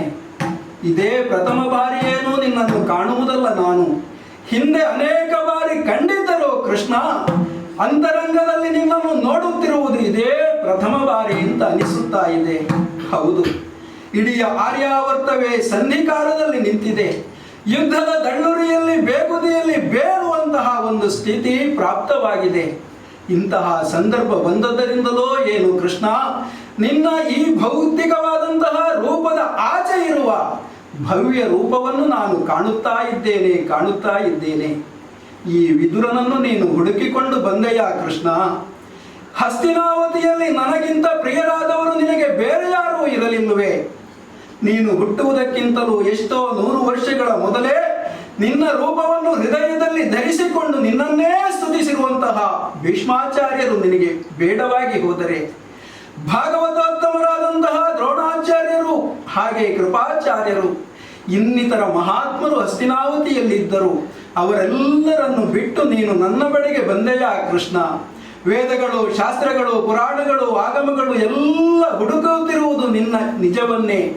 ಪರಬ್ರಹ್ಮ ವಸ್ತುವಾದಂತಹ ನಿನ್ನನ್ನು ತಿಳಿಯುವುದಕ್ಕಾಗಿಯೇ ಅವುಗಳೆಲ್ಲದರ ಗಮ್ಯ. ಆದರೆ ಅಂತಹ ಋಷಿ ಮುನಿಗಳಿಗೂ ಗೋಚರವಾಗದಂತಹ ನೀನು ಇವತ್ತು ವಿದುರನನ್ನು ಹುಡುಕಿಕೊಂಡು ಬಂದೆ ಅಂತ ಆದರೆ ಆಶ್ಚರ್ಯವಾಗುತ್ತಾ ಇದೆ. ನನಗೆ ಗೊತ್ತು ಕೃಷ್ಣ, ಇವತ್ತು ನನಗೆ ಲಕ್ಷ್ಮೀರಮಣ ದಯವಾಗುತ್ತಾ ಇದ್ದಾನೆ. ನನಗೆ ದೇವರು ಒಲಿದ ಮೇಲೆ ಅವನನ್ನು ಪ್ರಾರ್ಥಿಸಬೇಕು, ಅವನಲ್ಲಿ ವರಗಳನ್ನು ಕೇಳಿಕೊಳ್ಳಬೇಕು ಎನ್ನುವಂತಹ ಸಂಪ್ರದಾಯ ಇದೆ. ಆದರೆ ನಾನು ಹೇಗೆ ವರವನ್ನು ಕೇಳಲಿ? ಯಾವ ವರಗಳನ್ನು ಕೇಳಲಿ? ಹೆಚ್ಚು ಸಂತಾನವನ್ನು ಕೇಳಲಿ? ನನ್ನ ಅಣ್ಣನಾದ ಧೃತರಾಷ್ಟ್ರ ಪಡುತ್ತಿರುವಂತಹ ಪಾಡನ್ನು ನಾನು ನೋಡುತ್ತಾ ಇದ್ದೇನೆ. ಧರ್ಮಾತ್ಮರಾದಂತಹ ಭಾಗ್ಯಶಾಲಿ ಮಕ್ಕಳನ್ನು ಕೇಳಲೆ? ಎಲ್ಲವೂ ಇದ್ದು ದೈವ ಬಲ ಇದ್ದೂ ಕೂಡ ಪಾಂಡವರು ಧರ್ಮಕ್ಕಾಗಿ ಪರಿತಪಿಸುತ್ತಿರುವಂತಹ ಪಾಡನ್ನು ನೋಡಿದರೆ ಮಕ್ಕಳೇ ಬೇಡ ಅಂತ ಅನಿಸುತ್ತಾ ಇದೆ. ಹಾಗೆಂದು ಸಂಪತ್ತನ್ನು ಕೇಳಲೆ ಕೃಷ್ಣ? ಸಂಪತ್ತಿನಿಂದ ಸುಖಪಟ್ಟವರು ಈ ಪ್ರಪಂಚದಲ್ಲಿ ಯಾರಿದ್ದಾರೆ? ಪರಾಧೀನವಾದುದೆಲ್ಲವೂ ದುಃಖಕ್ಕೆ ಕಾರಣ, ಆತ್ಮಾಧೀನವಾದುದೆಲ್ಲವೂ ಸುಖಕ್ಕೆ ಕಾರಣ ಎನ್ನುವಂತಹ ಲೋಕೋಕ್ತಿ ಇದೆ. ಕೃಷ್ಣ, ನಿನ್ನನ್ನು ವಿರಾಟ್ ಸ್ವರೂಪ ಎಂಬುದಾಗಿ ಹೇಳುತ್ತಾರೆ. ಎಲ್ಲೆಲ್ಲಿಯೂ ನಿನ್ನ ಶೀರ್ಷಗಳಂತೆ, ಎಲ್ಲೆಲ್ಲಿಯೂ ನಿನ್ನ ಕೈಗಳಂತೆ, ಎಲ್ಲೆಲ್ಲಿಯೂ ನಿನ್ನ ಪಾದಗಳಂತೆ. ನಾನು ನಿನ್ನನ್ನು ಬೇಡಿಕೊಂಡರೆ ನೀನು 1000 ಕೈಗಳಿಂದ ನನಗೆ ಕೊಟ್ಟರೆ 2 ಕೈಗಳಿಂದ ನಾನು ಎಷ್ಟು ಪಡೆದುಕೊಳ್ಳುವುದಕ್ಕೆ ಸಿದ್ಧನಿದ್ದೇನೆ ಕೃಷ್ಣ. ಬೇಡ, ಯಾವುದೂ ಬೇಡ. ಚಂದ್ರವಂಶಕ್ಕೆ ಇವತ್ತು ಕಲೆ ತಟ್ಟಿದೆ, ಸಿಂಹಾಸನ ಅಪವಿತ್ರವಾಗಿದೆ ಎನ್ನುವ ಕಾರಣದಿಂದ ಈ ಭವ್ಯ ಪರಂಪರೆ ಮತ್ತೆ ಮುಂದುವರಿಯಬೇಕು. ಅಲ್ಲಿ ಧರ್ಮಾತ್ಮನಾದಂತಹ ಯಾವನೊಬ್ಬ ಅಲ್ಲಿ ಸ್ಥಿತನಾಗಿರಬೇಕು. ಇದೇ ನನ್ನ ಅಪೇಕ್ಷೆ ಕೃಷ್ಣ.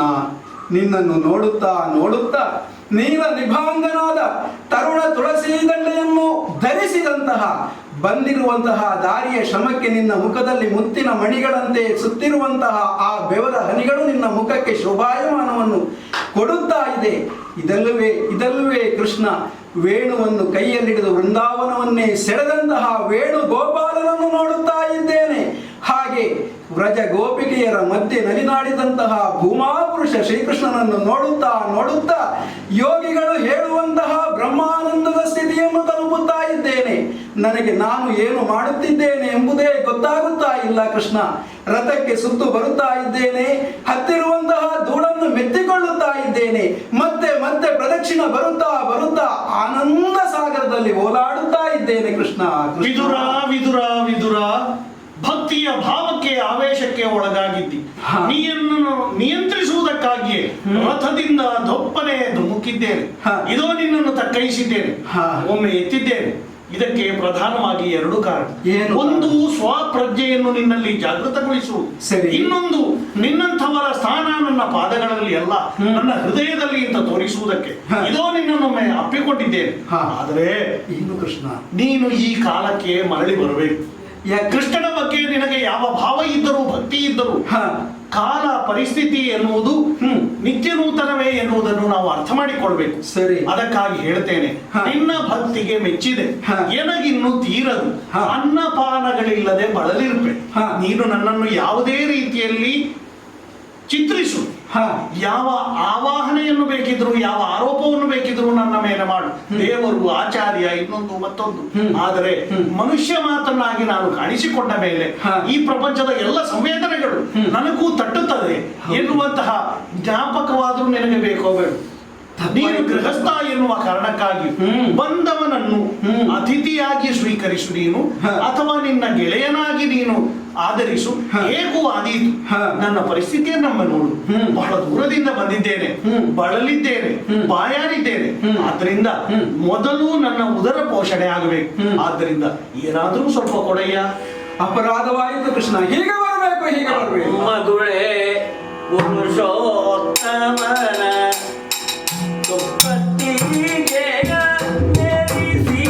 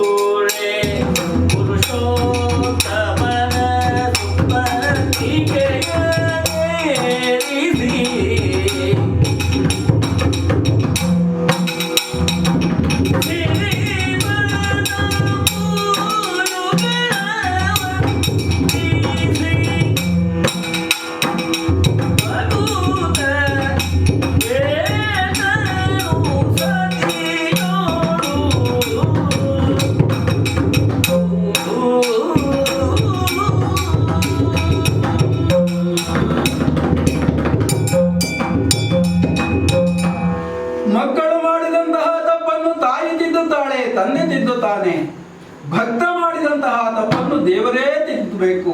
ದೇವರೇ, ಒಂದು ಹಂತದವರೆಗೆ ಎಲ್ಲ ಸಂಪ್ರದಾಯಗಳಿವೆ, ಅದನ್ನು ಮೀರಿದ ಮೇಲೆ ಯಾವುದೂ ನೆನಪಾಗುವುದಿಲ್ಲ ಅಂತಹ ಸ್ಥಿತಿ ನನಗೆ ಉಂಟಾಗಿತ್ತು. ಕೃಷ್ಣ, ಏನು ಹೀಗೆ ಬರಬೇಕು ಸ್ವಾಮಿ, ಹೀಗೆ ಬರಬೇಕು. ಕೈಗಳನ್ನು ಹಿಡಿದುಕೊಂಡು ಒಳಗೆ ಕರೆದು ತಂದಿದ್ದೇನೆ. ಇದು ನಿನ್ನ ಅರಮನೆ? ಹೌದು. ಗುಡಿಸಲು ಅಂತ ಕೆಲವರು ಹೇಳುತ್ತಾರೆ, ಆದ್ರೆ ನನ್ನ ಪಾಲಿಗೆ ಅರಮನೆ ಇದುವೆ ಸ್ವಾಮಿ. ಪ್ರಪಂಚದಲ್ಲಿ ಕವಿಗಳು ಹಾಡುವುದಕ್ಕೂ ಯೋಗಿಗಳು ನೋಡುವುದಕ್ಕೂ ವ್ಯತ್ಯಾಸವು. ಹೌದು. ಎಲ್ಲವನ್ನೂ ಮಣ್ಣು ಅಂತ ಕೆಲವರು ಹೇಳಿದರೆ, ಎಲ್ಲವನ್ನೂ ಹೊನ್ನು ಅಂತ ಹೇಳುವುದು ಕವಿತ್ವ. ಇದು ಪ್ರಪಂಚದ ನೀತಿ. ಹೌದು. ದೇವರೇ, ಏನು ಸುಪ್ಪತ್ತಿಗೆ ಇದು ಉಪಯೋಗವಿಲ್ಲದೆ ಇಲ್ಲಿ ಬಿದ್ದಿತ್ತು, ಅದನ್ನು ಮತ್ತೆ ಸರಿಪಡಿಸಿದ್ದೇನೆ. ಅದು ಸದುಪಯೋಗವಾಗಬೇಕು ಎನ್ನುವ ದೃಷ್ಟಿಯಿಂದ ಕೃಷ್ಣ ನಿನ್ನನ್ನು ಅದರಲ್ಲಿ ಏರಿಸಿದ್ದೇನೆ. ನಿನ್ನ ಭವ್ಯವಾದಂತಹ ದಿವ್ಯವಾದಂತಹ ಪಾದಗಳನ್ನು ನಾನು ತೊಳೆದಿದ್ದೇನೆ. ಸರಿ. ವಾಮನಾವತಾರವನ್ನು ತಳೆದ ಕಾಲಕ್ಕೆ ಸುರಗಂಗೆಯನ್ನೇ ಸೃಷ್ಟಿಸಿದಂತಹ ದಿವ್ಯ ಪಾದವಂತೆ ಪಾಪ ಪರಿಹಾರಕ್ಕೆಂದು ಗಂಗೆಯನ್ನು ಹುಡುಕಿಕೊಂಡು ಹೋಗಬೇಕಾದಿಲ್ಲ, ಗಂಗೆಯೇ ನಮ್ಮನ್ನು ಹುಡುಕಿಕೊಂಡು ಬಂದಿದೆ ಎಂದು ನನ್ನ ಸಹಧರ್ಮಿಣಿಗೆ ಹೇಳಿದ್ದೇನೆ. ಎಲ್ಲರೂ ಬಂದಿದ್ದಾರಲ್ಲ. ಪಾದಸವಿ ನಿನ್ನ ಸತಿ. ಹೌದು. ನನಗೆ ಮಾತೃ ಸಮಾನ. ಹೌದು. ನಾನು ಬಂದಿದ್ದೇನೆ ಅಂತ ತಿಳಿಯುವುದಾಗಲೇ ಓಡೋಡಿಕೊಂಡು ಬಂದಿದ್ದಾಳೆ. ಬಹುಶಃ ಸ್ನಾನಗ್ರಹದಲ್ಲಿ ಇದ್ದಳು ಅಂತ ಕಾಣುತ್ತದೆ. ಹೌದು. ಆ ತಾಯಿ ಕೃಷ್ಣನ ಮೇಲೆ ಪ್ರೀತಿಯಿಂದ ಓಡಿ ಬಂದು ನನ್ನನ್ನು ನಮಸ್ಕರಿಸಿದ ರೀತಿಯಲ್ಲಿಯೇ ಪ್ರಪಂಚಕ್ಕೆ ಅದೊಂದು ಮಾತು. ಸರಿ ಕೃಷ್ಣ, ಏನು ಪಾದೋದಕವನ್ನು ತೀರ್ಥ ಎಂದು ಸೇವಿಸಿದ್ದಾಗಿದೆ, ಧನ್ಯನಾದೆ ಅಂತ ನನಗೆ ಅನ್ನಿಸುತ್ತಾ ಇದೆ. ಈಗ ನಿಜಕ್ಕೂ ನಾನು ಕಂಗೆಟ್ಟಿದ್ದೇನೆ. ಯಾಕೆ ಒಳಗೆ ಕರೆತಂದಾಗಲೂ ನೀನು ನನಗೆ ಉದರ ಪೋಷಣೆಗೆ ಏನಾದರೂ ವ್ಯವಹಾರವನ್ನು ಮಾಡ್ತೀಂತ ನನ್ನನ್ನು ಬಾಲಕೃಷ್ಣನಾಗಿ ತಿಳಿದು ಆಚಾರ್ಯ ಪಟ್ಟಕ್ಕೆ ಏರಿಸಿದೆ ಹೊರತು ನನಗೆ ಬೇಕಾದ್ದನ್ನು ಇನ್ನೂ ಕೊಡ್ಲಿಲ್ಲ. ಹೊಟ್ಟೆ ಹಸಿವು ಮಾತ್ರ ತೀರ್ಲಿಲ್ಲ, ಎಚ್ಚರಿಸುತ್ತಾ ಇದ್ದಿ. ಹೌದು. ಏನು ಕೊಡ್ಲಿ? ಏನು ಕೊಡ್ಲಿ? ಏನು ಕೊಡ್ತೀನಿ ನನಗೆ? ಸ್ವರ್ಣ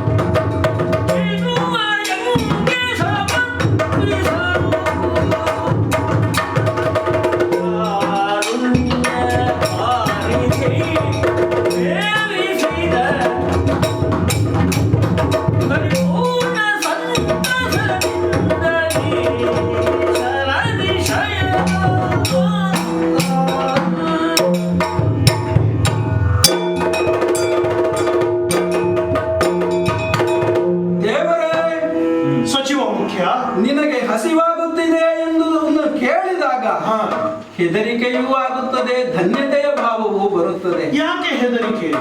ಹಿಂದಿನ ನಿನ್ನ ಘಟನೆಗಳನ್ನು ನೆನಪಿಸಿಕೊಂಡರೆ ಹೆದರಿಕೆಯಾಗುತ್ತದೆ ಕೃಷ್ಣ. ಚಿಕ್ಕಂದಿರುವಾಗ ನೀನು ಹಸಿವಾಗುತ್ತಿದೆ ಎಂದು ಮಣ್ಣನ್ನು ತಿಂದೆಯಂತೆ ಕೇಳುವುದಕ್ಕೆ ಬಂದ ತಾಯಿಯಲ್ಲಿ ಬ್ರಹ್ಮಾಂಡವನ್ನೇ ಬಾಯಿಯಲ್ಲಿ ತೋರಿಸಿದೆ. ನಿನ್ನ ಮಿತ್ರನಾದಂತಹ ಸುಧಾಮ ಬಂದಾಗ ಹಸಿವಾಗುತ್ತಿದೆ ಎಂಬುದಾಗಿ ನಾಚಿಕೊಂಡ ಅವನ ಕಂಕುಳಿನಿಂದ ಅವಲಕ್ಕಿಯ ಗಂಟನ್ನು ತೆಗೆದು ನೀನು ತಿಂದೆಯಂತೆ. ನಂತರ ಕೊಟ್ಟದ್ದು ಅವನಿಗೆ ಭವ್ಯವಾದಂತಹ ಸುಧಾಮವನ್ನೇ ನೀನು ಕೊಟ್ಟೆ ಕೃಷ್ಣ. ದ್ರೌಪದಿಯ ಪ್ರಸಂಗದಲ್ಲೂ ಅಕ್ಷಯ ಪಾತ್ರೆಯ ಪ್ರಸಂಗದಲ್ಲೂ ಅದೇ ಆದದ್ದು. ಆದ್ದರಿಂದ ಹೆದರಿಕೆ ಆಯಿತು, ಧನ್ಯತೆಯೂ ಆಯಿತು. ವಿದುರ ಎಲ್ಲವೂ ಅವರವರ ಭಕ್ತಿಗೆ, ಅವರವರ ಭಾವಕ್ಕೆ. ಹೌದಲ್ಲ? ಎಲ್ಲದಕ್ಕೂ ಕೃಷ್ಣನೇ ಕಾರಣ ಅಂತ ಹೇಳುವುದರಲ್ಲಿ ಅರ್ಥ ಇಲ್ಲ. ನಾವು ನೋಡುವ ದೃಷ್ಟಿಕೋನ ಹೇಗಿದೆ ಎನ್ನುವುದರ ಮೇಲೆ ಎಲ್ಲದಕ್ಕೂ ಉತ್ತರ ಇದೆ. ಈಗ ಏನು ಕೊಡಲಿ? ಏನು? ನಾಳೆಗಾಗಿ ಏನನ್ನು ಸಂಪಾದಿಸಿ ಇಟ್ಟವನು ಈ ವಿದುರನಲ್ಲ. ನಿನಗೆ ಪ್ರಿಯವಾದವರು ಬಡವರು ಎಂಬುದಾಗಿ ನೀನೇ ಧರ್ಮಜನಿಗೆ ಒಮ್ಮೆ ಹೇಳಿದೆಯಂತೆ. ಬಡತನವನ್ನೇ ನಾನು ಅಂಗೀಕರಿಸಿಕೊಂಡವ. ಏನು ಕೊಡಲಿ ಎಂದು ಯೋಚಿಸಿದಾಗ ನಿತ್ಯವೂ ದೇವರಿಗಿಡುವಂತಹ ನೈವೇದ್ಯ ಇದೆ, ಕುಡುತೆ ಸುಂದರ ಹಾಲು, ಅದನ್ನೇ ಭಕ್ತಿಯಿಂದ ತಂದಿದ್ದೇನೆ. ಸ್ವರ್ಣ. ವಿದುರ, ನಿನ್ನಲ್ಲಿರುವ ಪ್ರಶ್ನೆ ಏನು ಕೊಡಲಿ ಅಂತ. ಹೌದು. ನನ್ನ ಉತ್ತರ ನೀನು ಕೊಟ್ಟು ನೋಡು ಅಂತ. ಈ ಕೊಟ್ಟು ಮತ್ತು ಕೊಡಲಿಯ ನಡುವೆ ನಿನಗೆ ಉತ್ತರವಾಗಿ ಸಿಕ್ಕಿದ್ದು ಸ್ವರ್ಣ ಕುಂಭದಲ್ಲಿ ಕ್ಷೀರ. ಹೌದು. ಗೋಪಾಲಕೃಷ್ಣ ನಾನು, ಗೋವು ನನಗೆ ಅತ್ಯಂತ ಪ್ರಿಯವಾದ್ದು. ಪ್ರಪಂಚದ ಸಕಲ ಸಕಾರಾತ್ಮಕ ಅಂಶವೂ ಅಡಕವಾಗಿರುವುದು ಗೋವಿನಲ್ಲಿ ಅಂತಾದಾಗ ಆ ಗೋವಿನ ಹಾಲುಗಿಂತ ಮಿಗಿಲಾದ ವಸ್ತು ನನಗೆ ಬೇರೊಂದಿಲ್ಲ, ಆಹಾರ ಬೇರೊಂದಿಲ್ಲ. ಆದ್ದರಿಂದ ನೀನು ಕೊಡುವುದಕ್ಕೆ ತಡ, ಅತ್ಯಂತ ಪ್ರೀತಿಯಿಂದ ಸ್ವೀಕರಿಸಿದ್ದೆ, ನಾನು ಅದನ್ನು ಸ್ವೀಕರಿಸಿದ್ದೇನೆ ಎನ್ನುವಲ್ಲಿಗೆ ನಾನು ಸ್ವಾರ್ಥಿ ಅಂತ ಆಗ್ತದೆ. ಆದ್ದರಿಂದ ಕುಡುತೆಯೊಂದರ ಪಾಲಿನ, ಹೌದು, ಅಂದ್ರೆ ನನಗಿರುವ ಪಾಲು ಅಷ್ಟೇ. ಕುಡುತೆಯೊಂದರಲ್ಲಿ ಒಂದು ಪಾಲು, ಉಳಿದದ್ದನ್ನು ಏನು ಮಾಡುವುದು? ಹೇಗೂ ಸೇವಿಸುವುದಕ್ಕೆ ನೀನು ಕೊಟ್ಟದ್ದು. ಹೌದು.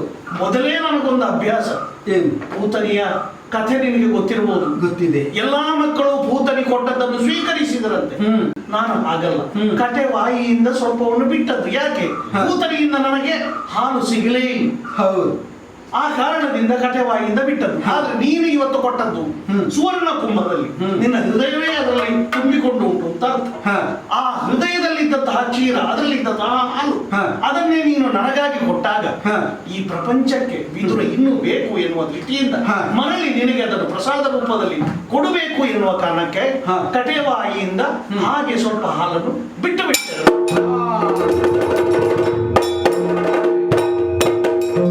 ಆಶ್ಚರ್ಯವನ್ನೇ ನೋಡುತ್ತಾ ಇದ್ದೇನೆ. ಏನು? ಕಟವಾಯಿಂದ ಬಿದ್ದಂತಹ ಬಿಂದು ಹಸ್ತಿನಾವತಿಯ ಬೀದಿಯ ಮುಂದೆ ಸಿಂಧುವಾಗಿ ಹರಿಯುತ್ತಾ ಇದೆ. ಹೌದು. ಹೆಂಗಳೆಯರೆಲ್ಲ ತುಂಬಿಕೊಂಡು ಹೋಗುತ್ತಿರುವಂತಹ ದೃಶ್ಯವನ್ನು ನೋಡುತ್ತೇವೆ. ಇದು ನನ್ನ ಭಕ್ತಿಯ ಪ್ರತೀಕ ಎಂದು ನೀನು ಹೇಳಿದರೆ ಹೌದೇ. ವಿದುರನ ಭಕ್ತಿ ದೊಡ್ಡದು, ವಿದುರನ ಭಾವವೂ ಶ್ರೇಷ್ಠವಾದ್ದು. ಸರಿ. ಅದರ ಪರಿಣಾಮ ನೋಡು. ಎಲ್ಲಿ ನಂಜುಂಟು ಅಂತ ಪ್ರಪಂಚದಲ್ಲಿ ಪ್ರತಿಯೊಬ್ಬರು ಗುರುತಿಸ್ತಾರೋ ಅಲ್ಲಿ ಹಾಲಿನ ಹೊಳೆಯೇ ಹರಿಯುತ್ತದೆ ಅಂತ ಆಯ್ತು. ಸರಿ ಸರಿ ಕೃಷ್ಣ, ಧನ್ಯನಾದೆ. ಹೌದಲ್ಲ? ಇನ್ನು ನಾನು ಬಂದದ್ದರ ಬಗ್ಗೆ ಯೋಚಿಸಬೇಕು. ಹೊಟ್ಟೆಯು ತುಂಬಿಕೊಂಡಿದೆ, ಮನಸ್ಸು ತಂಪಾಯಿತು ಅಂತ ಆಗುವಾಗ ನಾನು ಬಂದದ್ದು ವಿದುರನ ಆತಿಥ್ಯವನ್ನು ಸ್ವೀಕರಿಸುವುದಕ್ಕೆ ಮಾತ್ರವಲ್ಲ, ಬಹಳ ಘನತರವಾದಂತಹ ಹೊಣೆಗಾರಿಕೆಯನ್ನು ಹೊತ್ತು ಬಂದ ನನಗೆ ಆದಷ್ಟು ಬೇಗ ಕುರುರಾಯನಾಗಿರುವಂತಹ ಸುಯೋಧನನನ್ನು ಭೇಟಿ ಮಾಡುವ ಅವಶ್ಯಕತೆ ಇದೆ. ಇಲ್ಲಿಯವರೆಗೆ ಬಂದ ಮೇಲೆ ಒಮ್ಮೆ ನಾನು ಗಣಿಸಿ ನೋಡಿದಾಗ ನೇರವಾಗಿ ಹೋಗುವುದು ಸರಿಯಲ್ಲ ಅಂತ ಕಾಣುತ್ತದೆ. ನೀನು ಹೇಗೂ ಸಚಿವ ಮುಖ್ಯನಿದ್ದಿ, ನೇರವಾಗಿ ಹೋಗಿ ಅವಕಾಶ ಉಂಟು ಅಂತ ನೀನು ಕೇಳಿದ್ರೆ ಇದ್ರೆ ಇವತ್ತು ಭೇಟಿಯಾಗೋಣ, ಅಲ್ಲದೆ ಇದ್ರೆ ಮತ್ತೆ ಯಾವಾಗ ಎನ್ನುವುದು ಅಲ್ಲಿಂದಲೇ ವೇದ್ಯವಾಗ್ತದಲ್ಲ. ಸರಿ, ಒಂದು ಉಪಕಾರ ಮಾಡಿಬೇಕು. ಅಲ್ಲಿಯವರೆಗೆ ನನ್ನ ಅತ್ತೆ ಇದ್ದಾಳಲ್ಲ ಕುಂತಿದೇವಿ ಮನೆಯಲ್ಲಿ, ಸ್ವಲ್ಪ ಅವಳನ್ನು ಮಾತಾಡಿಸಿ, ಅವಳನ್ನು ತಕ್ಕೈಸಿ ಸಂತೈಸಿ ಸ್ವಲ್ಪ ಉಭಯ ಕುಶಲೋಪರಿಯನ್ನು ಮಾಡ್ತಾ ಇದ್ದೇನೆ. ಸರಿ, ನೀನು ಹೋಗಿ ಬಾ. ಹೋಗಿ ಬರುತ್ತೇನೆ. ಸರಿ.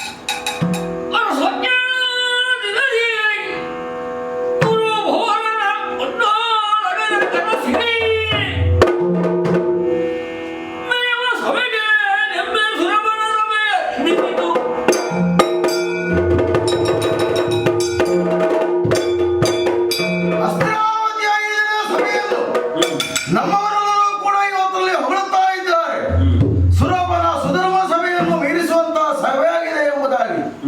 ಈ ರೀತಿಯಾದಂತಹ ವೈಭವದ ಸಭೆಯನ್ನು ಕರೆಯುವುದಕ್ಕೆ ಬಲವಾದಂತಹ ಕಾರಣ ಉಂಟು. ನಿನ್ನೆಯ ದಿನದಲ್ಲಿ ನಮ್ಮವರಾದಂತಹ ಸಂಜಯನನ್ನು ಉಪಪ್ಲವ್ಯ ನಗರಕ್ಕೆ ಪಾಂಡವರ ಬಳಿಗೆ ಕಳಿಸಿಯವರು ನಾನಾಗಿದ್ದೇನೆ. ಪಾಂಡವರು ಕ್ಷತ್ರಿಯರು ಹೌದಾಗಿದ್ದರೆ ಯುದ್ಧ ಬಗೆಯನಾಗಿ ರಾಜ್ಯವನ್ನು ಪಡೆಯಲಿ, ಹಸ್ತಿನಾವತಿಯ ಸಾಮ್ರಾಜ್ಯವನ್ನು ಶರದ ತುದಿಯ ಮೇಲೆ ಇರಿಸಿಕೊಂಡಿದ್ದೇನೆ ಎಂಬುದಾಗಿ.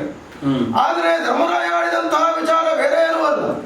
ಏನಿದ್ರೂ ಕೂಡ ಉತ್ತರವನ್ನು ಕೊಡುವುದಕ್ಕೆ ನಾಳಿನ ದಿನದಲ್ಲಿ ಲಕ್ಷ್ಮೀನಾರಾಯಣ ಬರ್ತಾರೆ ಎಂಬಂತಹ ವಿಚಾರವನ್ನು ಅರಿತವನು ನಾನಾಗಿದ್ದೇನೆ. ಹಾಗಿರುವಾಗ ಕೃಷ್ಣನು ಈ ಸಭೆಗೆ ಬರುವಂತಹ ಸಂದರ್ಭದಲ್ಲಿ ಸಂದರ್ಭದಲ್ಲಿ ನಮ್ಮ ಸಭೆಯನ್ನು ನೋಡಿಯೇ ಅವ ಬೆರಗಾಗಬೇಕೆಂಬಂತಹ ಉದ್ದೇಶದಿಂದ ಈ ರೀತಿಯಾದಂತಹ ವೈಭವ ಸಭೆಯನ್ನು ಕೊಟ್ಟವನು ನಾನಾಗಿದ್ದೇನೆ. ಹಸ್ತಿನಾವತಿಗೆ ನಿನ್ನೆ ದಿನದಲ್ಲೇ ಬಂದಿದ್ದಾನೆಂಬಂತಹ ವಿಚಾರ ನಮಗೆ ತಿಳಿದು ಬಂದಿದೆ. ನಮ್ಮವರಾದಂತಹ ವಿದುರ ನಿನ್ನೆ ದಿನದಲ್ಲಿ ಬಂದು ಆಡಿದಂತಹ ವಿಚಾರ, ಕೃಷ್ಣ ನಮ್ಮ ಬಳಿಯಲ್ಲಿದ್ದಾನೆ, ನಿನ್ನಲ್ಲಿ ಮಾತುಕತೆ ಉಂಟಂತೆ, ಸಮಯಾವಕಾಶ ಯಾವಾಗ ಎಂಬುದಾಗಿ ಕೇಳಿಕೊಂಡಾಗ ಇವತ್ತು ಬರುವುದು ಬೇಡ, ನಾಳೆ ಬರಲಿ ಎಂಬುದಾಗಿ ನಾನು ಹೇಳಿದ್ದೇನೆ. ಆದ್ದರಿಂದಲೇ ಈ ದಿನ ಕೃಷ್ಣ ಬರುವಂತಹ ಸಂದರ್ಭದಲ್ಲಿ ಅವನು ನಮ್ಮ ಸಭೆಯನ್ನು ನೋಡಿ ಬೆರಗಾಗಬೇಕೆಂಬಂತಹ ಉದ್ದೇಶದಿಂದ ದೇವಲೋಕದಲ್ಲಿ ಯಾವುದೆಲ್ಲ ವೈಭವ ಉಂಟು ಅದಕ್ಕಿಂತಲೂ ಮಿಗಿಲಾದಂತಹ ವೈಭವ, ಒಂದೆಡೆಯಲ್ಲಿ ಗಾಯನ, ನರ್ತನ ಇದೆಲ್ಲ ನಡೆಯುತ್ತಾ ಉಂಟು. ದುಶ್ಯಾಸನ ಸಹಿತವಾಗಿ 99 ಮಂದಿ ಕೌರವರನ್ನು ಸಭೆಗೆ ಆಹ್ವಾನಿಸುತ್ತೇನೆ. ಅಜ್ಜನಾಂತ ಭೀಷ್ಮರು, ಗುರುಗಳಾಂತ ದ್ರೋಣಾಚಾರ್ಯರು, ಮಿತ್ರನಾಂತಹ ಕರ್ಣ, ಶಕುನಿ ಮೊದಲಾದವರೆಲ್ಲರೂ ಕೂಡ ನಮ್ಮ ಸಭೆಯಲ್ಲಿ ಹೊತ್ತಲ್ಲಿ ಆಸೀನರಾಗಿದ್ದಾರೆ. ಚಾರಕರು ಬಂದು ಈಗ ತಾನೇ ಆಡಿದಂತಹ ವಿಚಾರ, ಕೃಷ್ಣ ಹಾಗೂ ವಿದುರ ನಮ್ಮ ದ್ವಾರದಲ್ಲೇ ಇದ್ದಾರೆ, ಬರುವುದಕ್ಕೆ ಈಗ ಸಮಯ ಉಂಟಾ ಎಂಬುದಾಗಿ ಪುನಃ ಬಂದು ಕೇಳ್ತಾ ಇದ್ದಾರೆ. ಬರಲಿ ಸಭೆಗೆ ಎಂಬುದಾಗಿ ಹೇಳಿ ಕಳಿಸಿದ್ದೇನೆ, ನೋಡೋಣ ಏನಾಗುತ್ತದೆ ಎಂಬುದಾಗಿ. ಅರಸ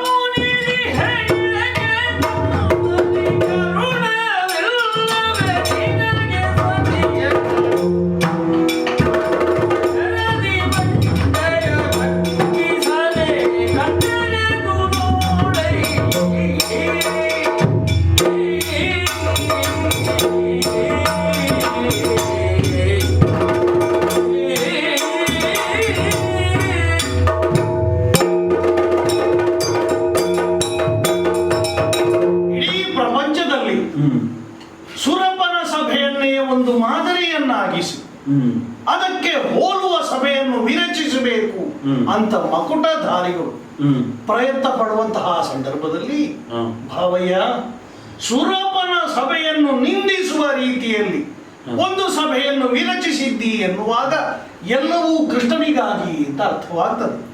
ಅಲ್ಲದೇ ಇದ್ರೆ ಗಜಪುರದ ಆಸ್ಥಾನ ಇರುವ ಬಗೆ ಹೇಗೆ ನಮಗೂ ಅದರ ಕಲ್ಪನೆ ಇದ್ದೇ ಇದೆ. ನಮ್ಮಲ್ಲಿಯೂ ಹಾಗೆ ಮಂದ್ರ ಸ್ಥಾಯಿಯಲ್ಲಿ ಎಲ್ಲವೂ ನಡೆಯುತ್ತದೆ. ನೀನೇ ಬಂದವು, ಬಾಗಿಲುಗಳೇ ಇಲ್ಲದೆ ದ್ವಾರಕಾವತಿಯಲ್ಲಿ ನೀನು ಪ್ರವೇಶ ಮಾಡಿದಾಗ ಎಲ್ಲವನ್ನೂ ನೋಡಿದ್ದಿ. ಎಲ್ಲವೂ ಶ್ರುತಿಬದ್ಧವಾಗಿ, ಎಲ್ಲವೂ ಲಯಬದ್ಧವಾಗಿ, ಎಲ್ಲವೂ ತಾಳಬದ್ಧವಾಗಿ ನಡೆಯುತ್ತದೆ. ಆದರೆ ಇಲ್ಲಿಗೆ ಬಂದಾಗ ನೋಡಿದವನೇ ಓಡಿ ಹೋಗಲಿ ಎನ್ನುವ ರೀತಿಯಲ್ಲಿ ಎಲ್ಲವನ್ನೂ ವಿರಚಿಸಿದ್ದಿ. ಹೇಗೆ? ಎಲ್ಲವೂ ಅತಿರೇಕ. ಅತಿರೇಕದ್ದನ್ನು ಯಾಕೆ ಮಾಡಿದ ಅರ್ಥವಾಗ್ತದೆ. ನಮ್ಮ ಅರಸ ನನ್ನಲ್ಲಿ ಮುನಿದಿದ್ದಾನೆ ಅಂತ ಅರ್ಥ. ಅರಸ ಮುನಿದಿಗೆ ಏಕೆ? ಆ ರಸವೇ ಇಲ್ಲದಿರುವಂತಹ ಶೈಲಿಯಲ್ಲಿ ನನ್ನಲ್ಲಿ ಮುನಿದು ಕುಳಿತಿದ್ದಿ. ಖಡುಗವಾಗಲಿ ನೀತಿಯಾಗಲಿ ವಿಶೇಷಣ ಏನೇ ಇರಲಿ, ಕೃಷ್ಣ ಬರ್ತಾನೆ ಎನ್ನುವುದು ಇವತ್ತಿನ ಪ್ರಧಾನವಾದ ವಿಷಯ ಅಂತ ಪ್ರತಿಯೊಬ್ಬರೂ ಎದುರುಗೊಳ್ಳುವುದಕ್ಕೆ ನಿಂತರೆ ನೀನು ಮಾತ್ರ ಮಂಡಿಯನ್ನು ತಗ್ಗಿಸಿ ಪ್ರಪಂಚದಲ್ಲಿ ಹೆಣ್ಣು ಮಕ್ಕಳೇ ತಲೆ ತಗ್ಗಿಸುವ ಹಾಗೆ ಮಾಡುವಲ್ಲಿ ನಿನ್ನದ್ದಾದ ಕೊಡುಗೆ ಅತೀವ ಉಂಟು. ಎಲ್ಲಿಯವರೆಗೆ ಗಜಪುರದ ಸ್ಥಾನ ಮಾನ ಎನ್ನುವುದು ಕಾಯ್ದುಕೊಂಡಿತ್ತೋ, ತುಂಬಿದ ಸಭೆಯಲ್ಲಿ ದ್ರೌಪದಿಯ ವಸ್ತ್ರಾಪಹರಣ ಮಾಡಿದ ಮೇಲೆ ಹೆಂಗಳೆಯರು ಅಂತ ಏನು ಗಂಡಸರು ತಲೆ ತಗ್ಗಿಸುವ ಹಾಗಾಯಿತು ಅಂತ ನಾನು ಕೇಳಿದ್ದೇನೆ. ಇವತ್ತು ನೋಡಿದರೆ ನೀನೇ ಅದಕ್ಕೆ ಪ್ರತ್ಯಕ್ಷವಾಗಿ ಒಂದು ಪ್ರತೀಕವಾಗಿ ಸಂಕೇತವಾಗಿ ಕಾಣಿಸಿಕೊಳ್ತಾ ಇದ್ದಿ. ಸತಿಯರ ತಲೆದಲ್ಲಿ ಮಂಡೆಯ ತಗ್ಗಿಸಿ ಕುಳಿತುಕೊಂಡಿದ್ದಿ ಅಂತ ಆಗುವಾಗ ಏನು ಕರುಣೆ ಇಲ್ಲವೇ ನಿನಗೆ? ನೀನೇ ಬರುವುದಕ್ಕೆ ಹೇಳಿದ್ದು. ನಿನ್ನೆಯ ದಿನ ಅಪ್ಪಣೆ ಉಂಟು ಅಂತ ಕೇಳುವುದಕ್ಕೆ ಬಂದ ನಮ್ಮ ವಿದುರನಲ್ಲಿ ಇಲ್ಲ ಇವತ್ತಾಗುವುದಿಲ್ಲ ನಾಳೆ ಬರಲಿ ಅಂತ ಹೇಳಿದಾಗ ಈಗ ನಿರೀಕ್ಷಿಸಿದಷ್ಟು ಅಲ್ಲದೇ ಇದ್ದು ಸ್ವಲ್ಪ ಮಟ್ಟಿಗಾದರೂ ಸ್ವಾಗತ ಸಿಂಹಾಸನದಿಂದ ಬಂದೀತು ಅಂತ ನಿರೀಕ್ಷಿಸಿದರೆ ತಪ್ಪಲ್ವಲ್ಲ. ರಾಯಭಾರಿಯಾಗಿ ಬಂದಿದ್ದೇನೆ, ಒಂದು ನಿರ್ಣಾಯಕವಾದಂತಹ ತೀರ್ಮಾನ ಮಾಡುವಲ್ಲಿ ನನ್ನದಾದಂತಹ ಕೊಡುಗೆಯನ್ನು ಕೊಡಬಹುದು ಎನ್ನುವ ನಿರೀಕ್ಷೆಯೊಂದಿಗೆ ನಾನು ಬಂದರೆ ನೀನು ಮಾತೇ ಆಡುವುದಿಲ್ಲ ಎನ್ನುವುದರಿಂದ ಏನಯ್ಯ ಇದು ಹೀಗೆ? ಸರಿಯಲ್ಲ ಇದು ಈ ಕ್ರಮ. ಆದ್ದರಿಂದ ನಿನ್ನ ಕೃಪಾದೃಷ್ಟಿಯನ್ನೊಮ್ಮೆ ನನ್ನ ಮೇಲೆ ಹರಿಸು, ಕರುಣಾರಸವನ್ನು ಬೀರು, ಒಮ್ಮೆ ನನ್ನಲ್ಲಿ ಮಾತಾಡಯ್ಯ. ಕೃಷ್ಣ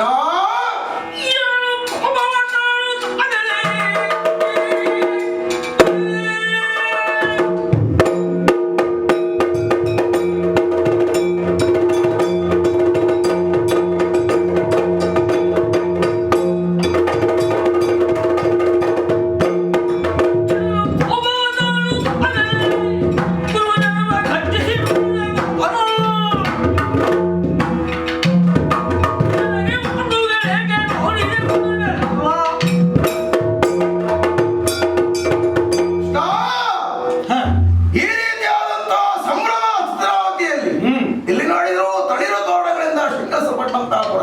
ಹೌದು, ಇದು ಯಾರಿಗೆ? ಯಾರಿಗೆ? ವೈಕುಂಠವಾಸಿಯಾದಂತಹ ಶ್ರೀಮನ್ನಾರಾಯಣ ಈ ಹೊತ್ತಲ್ಲಿ ಬರ್ತಾರೆ ಎಂಬುದೇ. ಆದ್ರೆ ಬಂದದ್ದು ಗೋಪಾಲ ಕೃಷ್ಣನಾಗಿದೆ, ಈ ಹೊತ್ತಲ್ಲಿ ಬಂದಿದ್ದಿ. ಬಂದದ್ದು ಮಾತ್ರ ಅಲ್ಲ, ಒಂದು ರೀತಿಯಾದಂತಹ ಮಾಯಕವನ್ನೇ ನೀನು ಮಾಡಿಬಿಟ್ಟಿದ್ದಿ. ಹೇಗೆ? ಇಲ್ಲದೇ ಇದ್ರೆ ಸಿಂಹಾಸನದಲ್ಲಿ ಭದ್ರವಾಗಿ ಕುಳಿತಂತಹ ನನ್ನನ್ನು ಸಿಂಹಾಸನ ಮಗಚುವಾಗಿ ನೀನು ಮಾಡಬೇಕು ಎಂಬುದಾಗಿ ಆದ್ರೆ ನೀನು ಎಲ್ಲವನ್ನು ಕಲಿತವ ಮಾಯ ಮಂತ್ರ ವಶೀಕರಣ ಇದನ್ನೆಲ್ಲ ಚೆನ್ನಾಗಿ ಕರಗತ ಮಾಡಿದವ ನೀನು. ಇಲ್ಲದೇ ಇದ್ರೆ ಕಂಸನನ್ನು ಕೊಂದದ್ದಾದ್ರೂ ಹೇಗೆ? ಅಶರೀರವಾಣಿ. ಆಮೇಲೆ ರಾತ್ರಿ ನಿದ್ರೆಯನ್ನು ಮಾಡುವುದಕ್ಕೂ ನೀನು ಬಿಡ್ಲಿಲ್ಲ. ಕೊನೆಗೆ ಹುಚ್ಚನನ್ನಾಗಿ ಮಾಡಿಸಿ ಅವನನ್ನು ನೀನು ಕೊಂದೆ. ಹಾಗಿರುವಾಗ ಮೋಸದ ಯುದ್ಧವನ್ನ ಇದುವರೆಗೆ ಮಾಡಿದವನು ನೀನಾಗಿದ್ದಿ. ಹಸ್ತಾವತಿಯಲ್ಲಿ ಕೂಡ ಏನೋ ಮಾಯಮಂತ್ರವನ್ನು ನೀನು ಮಾಡಿದ್ದಿ ಎಂಬುದಕ್ಕೆ ದೃಷ್ಟಾಂತವಾಗಿ ನಾವು ಇವತ್ತು ನೋಡುತ್ತಾ ಇದ್ದೇವೆ. ಅದು ಹಾಗಿರಲಿ, ನಿನ್ನ ಮೇಲೆ ಈ ರೀತಿಯಾದಂತಹ ಕೋಪ ನನಗೆ ಬರುವುದಕ್ಕೆ ಕಾರಣ ಬೇರೆ ಏನು? ನೀನು ಹಸ್ತಾವತಿಗೆ ಬಂದಂತಹ ಸಂದರ್ಭದಲ್ಲಿ ಪ್ರತಿಯೊಬ್ಬರ ಮನೆಯಲ್ಲಿಯೂ ಕೂಡ ಮೃಷ್ಟಾನ್ನ ಭೋಜನವನ್ನು ಉಣ್ಣುವುದಕ್ಕೆ ಎಲ್ಲರ ಮನೆಯಲ್ಲಿ ವ್ಯವಸ್ಥೆಯನ್ನು ನಾನು ಮಾಡಿದ್ದೇನೆ.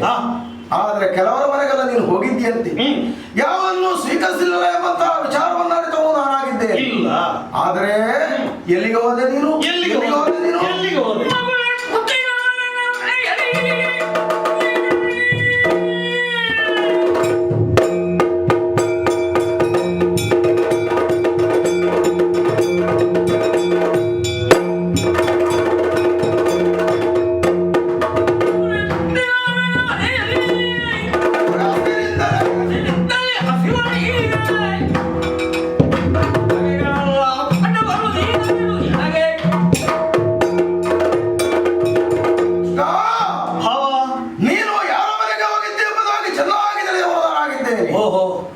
ವಿದುರ ಮಗಳ ಗೊತ್ತಿರೋ ಮಗ ವಿದುರವರೆಗೆ ನೀನು ಹೋಗಿದ್ದಿ. ಅವನಲ್ಲಿ ಏನೋ ನೀನು ಕೇಳಿ ಕುಡಿದಿದ್ದೆ ಎಂಬಂತಹ ವಿಚಾರವನ್ನು ಅರಿತವನಾಗಿದ್ದೇನೆ. ಅವನದ್ದು ಮನೆ ಎಂಬುದಾಗಿ ನಾವು ಹೇಳುವುದಿಲ್ಲ, ಗುಡಿಸಲು ಎಂಬುದಾಗಿ. ಆ ಗುಡಿಸಲಿಗೆ ಹೋಗಿ ಏನನ್ನೋ ತಿಂದೆ ಕುಡಿದಿದ್ದೆ ಎಂಬಂತಹ ವಿಚಾರವನ್ನು ಅರಿತವನು ನಾನಾಗಿದ್ದೇನೆ. ನಿಮಗಿಬ್ಬರಿಗೆ ಸಮಾನತೆ ಉಂಟು ಎಂಬುದಾಗಿ ಅಲ್ಲಿಯೇ ಗೊತ್ತಾಯಿತು. ವಿದುರ ಯಾರು? ತೊಟ್ಟಿದವಾಗ ನೀವು ಗೊಲ್ಲ ಹುಡುಗರು, ಕುಲಹೀನರು, ಗೊಲ್ಲ ಹುಡುಗರು. ನೀವು ಕೂಡ ಹಾಗೆ ಮನೆ ಇಲ್ಲ, ಮಠ ಇಲ್ಲ, ವಿಳಾಸ ಇಲ್ಲ, ಯಾವುದೂ ಇಲ್ಲ.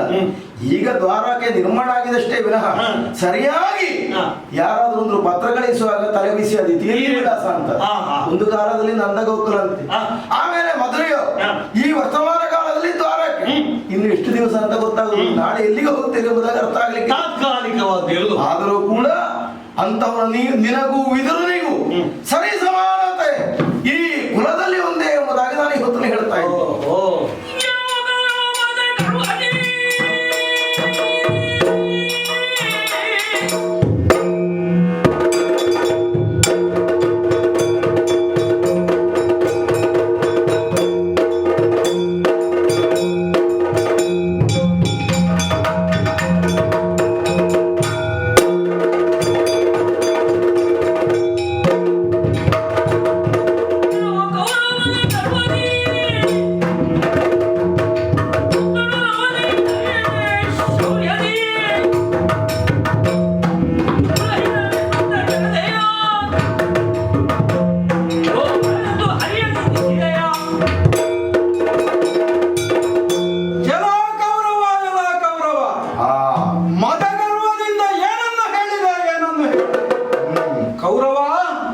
ಇದಕ್ಕೆ ಕಾರಣ ಏನು ಎನ್ನುವುದಾಗಿ ಸ್ಪಷ್ಟವಾಗಿ ನನಗೆ ಗೊತ್ತು.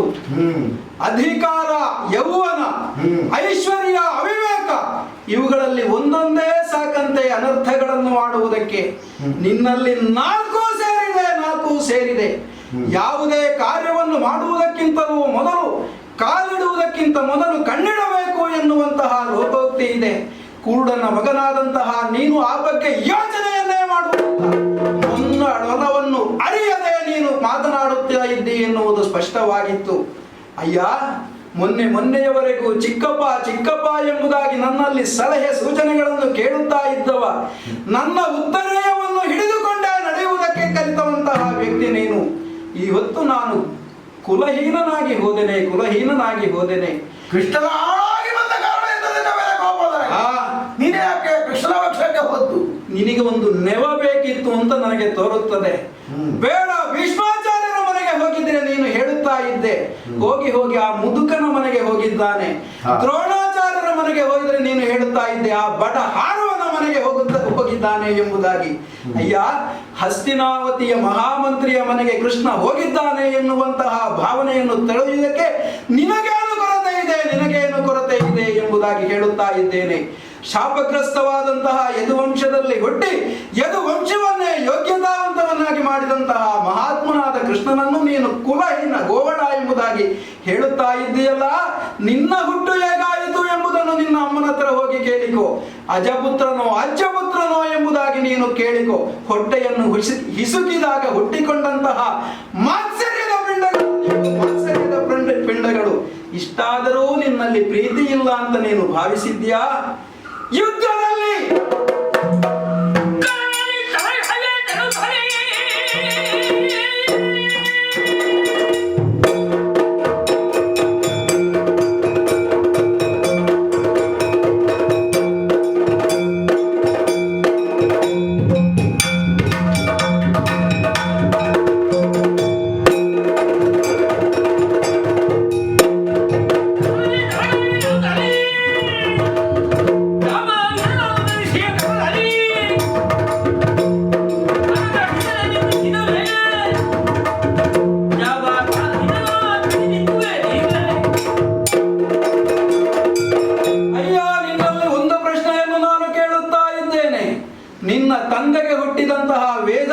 ವೇಶ್ಯಾಂಗನೆಗೆ ಹುಟ್ಟಿದಂತಹ ಒಬ್ಬ ಮಗ, ಜನಪತಿಗೆ ಬಳಿಗೊಬ್ಬ ವೇಶ್ಯಾಂಗನೆಯ ಸುತ.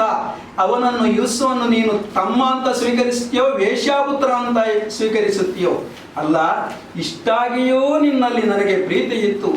ನಿರಂತರವಾಗಿ ಸುರಿಯುವಂತಹ ಜಲಧಾರೆಗೆ ಕಗ್ಗಲು ಸಹ ಚೂರು ಚೂರಾಗುತ್ತದೆಯಂತೆ. ಆದರೆ ಎಷ್ಟು ಜನ ನಿನಗೆ ನೀತಿ ಮಾತುಗಳನ್ನು ಹೇಳಿದ್ರು ನಿನ್ನ ತಲೆಗೆ ಅದು ಹತ್ತಲಿಲ್ಲ. ನನ್ನ ಗುರುಗಳಾದಂತಹ ಮೈತ್ರೇಯ ಋಷಿಗಳು ನಿನ್ನ ಆಸ್ಥಾನಕ್ಕೆ ಬಂದ ಸಮಯದಲ್ಲಿ ನಿನಗೆ ನೀತಿ ಮಾತುಗಳನ್ನು ಹೇಳಿದಾಗ ತೊಡೆಯನ್ನು ತಟ್ಟಿ ಅಪಹಾಸ್ಯನೇ ಮುಳಿದಂತಹ ಅವರು ನಿನಗೆ ಶಾಪವನ್ನು ಕೊಟ್ಟು ಬಿಟ್ರು. ಆ ಭೀಮಸೇನನ ಗದಾಘಾತದಿಂದ ನಿನ್ನ ತೊಡೆ ಮುರಿದು ಹೋಗಲಿ. ದುರ್ಯೋಧನ, ನಿನ್ನ ಮೇಲಿನ ಪ್ರೀತಿಯಿಂದ ಅವರ ಹಿಂದೆಯೇ ಹೋಗಿ ವಿಶಾಪವನ್ನು ಕೊಡಿ ಎಂಬುದಾಗಿ ಕೇಳಿದಾಗ ಕೊಟ್ಟಂತಹ ಭಾರಿಯಾದಂತಹ ದಿವ್ಯ ಧನುಸ್ಸು ಇದು. ಈ ಹೊತ್ತು ಅರಿತಿದ್ದೇನೆ, ಇನ್ನೂ ಅದರ ಉಪಯೋಗ ಬೇಕಿಲ್ಲ. ಮಾತ್ರವಲ್ಲ, ಒಂದು ಸತ್ಯವನ್ನೂ ಅರಿತಿದ್ದೇನೆ. ಕುರುಕ್ಷೇತ್ರದ ಯುದ್ಧಾಂಗಣದಲ್ಲಿ ಭೀಮಾರ್ಜುನರಿಂದ ಪ್ರಯೋಗಿಸಲ್ಪಡುವಂತಹ ಮಾರ್ಗಣೆಗಳ ಧಾರೆಗೆ ಸೇರಿಸಿ ಕೊಡುವವ ಈ ಭಗವಂತನಾದಂತಹ ಕೃಷ್ಣ. ಮತ್ತೆ ಉಳಿಸುವುದಕ್ಕೆ ನಾನಾರು? ಅದಕ್ಕಾಗಿ ಆ ಧನುಸ್ಸನ್ನು ಸಭೆಗೆ ತರಿಸಿದ್ದೇನೆ. ಇದೋ ಅದನ್ನು ಮುರಿದು ಸಭಾ ತ್ಯಾಗ ಮಾಡುತ್ತೇನೆ.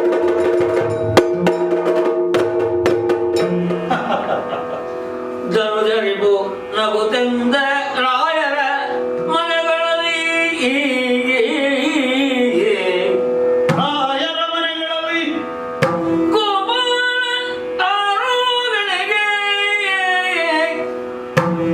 ಯೋಗ್ಯದ ಮಗುಳ ಪಾಂಡುತನಯರಿಗೆ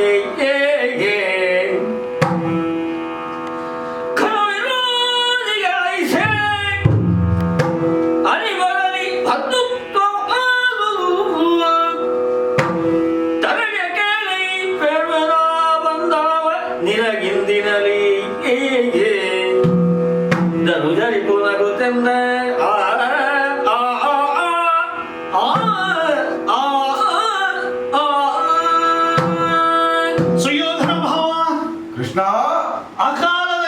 ನನ್ನ ನಗು ಮೂಡಿ ಬಂದದ್ದಕ್ಕೆ ಹಾ.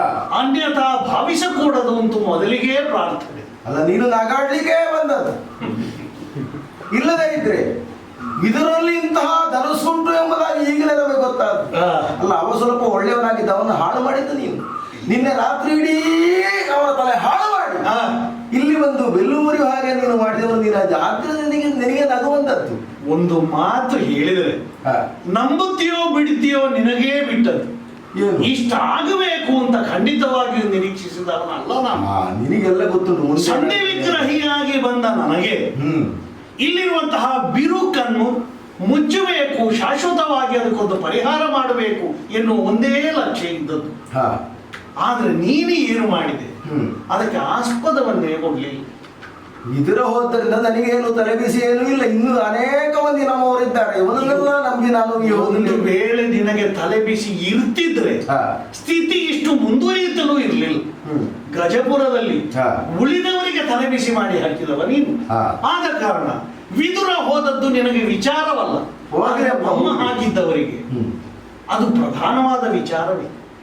ವಿದುರನನ್ನು ನಾನು ಬಳಸಿಕೊಂಡದ್ದೇ ನನಗೆ ಸ್ವಲ್ಪ ಬಲ ಆಗಲಿ ಎನ್ನುವ ಕಾರಣಕ್ಕಾಗಿ.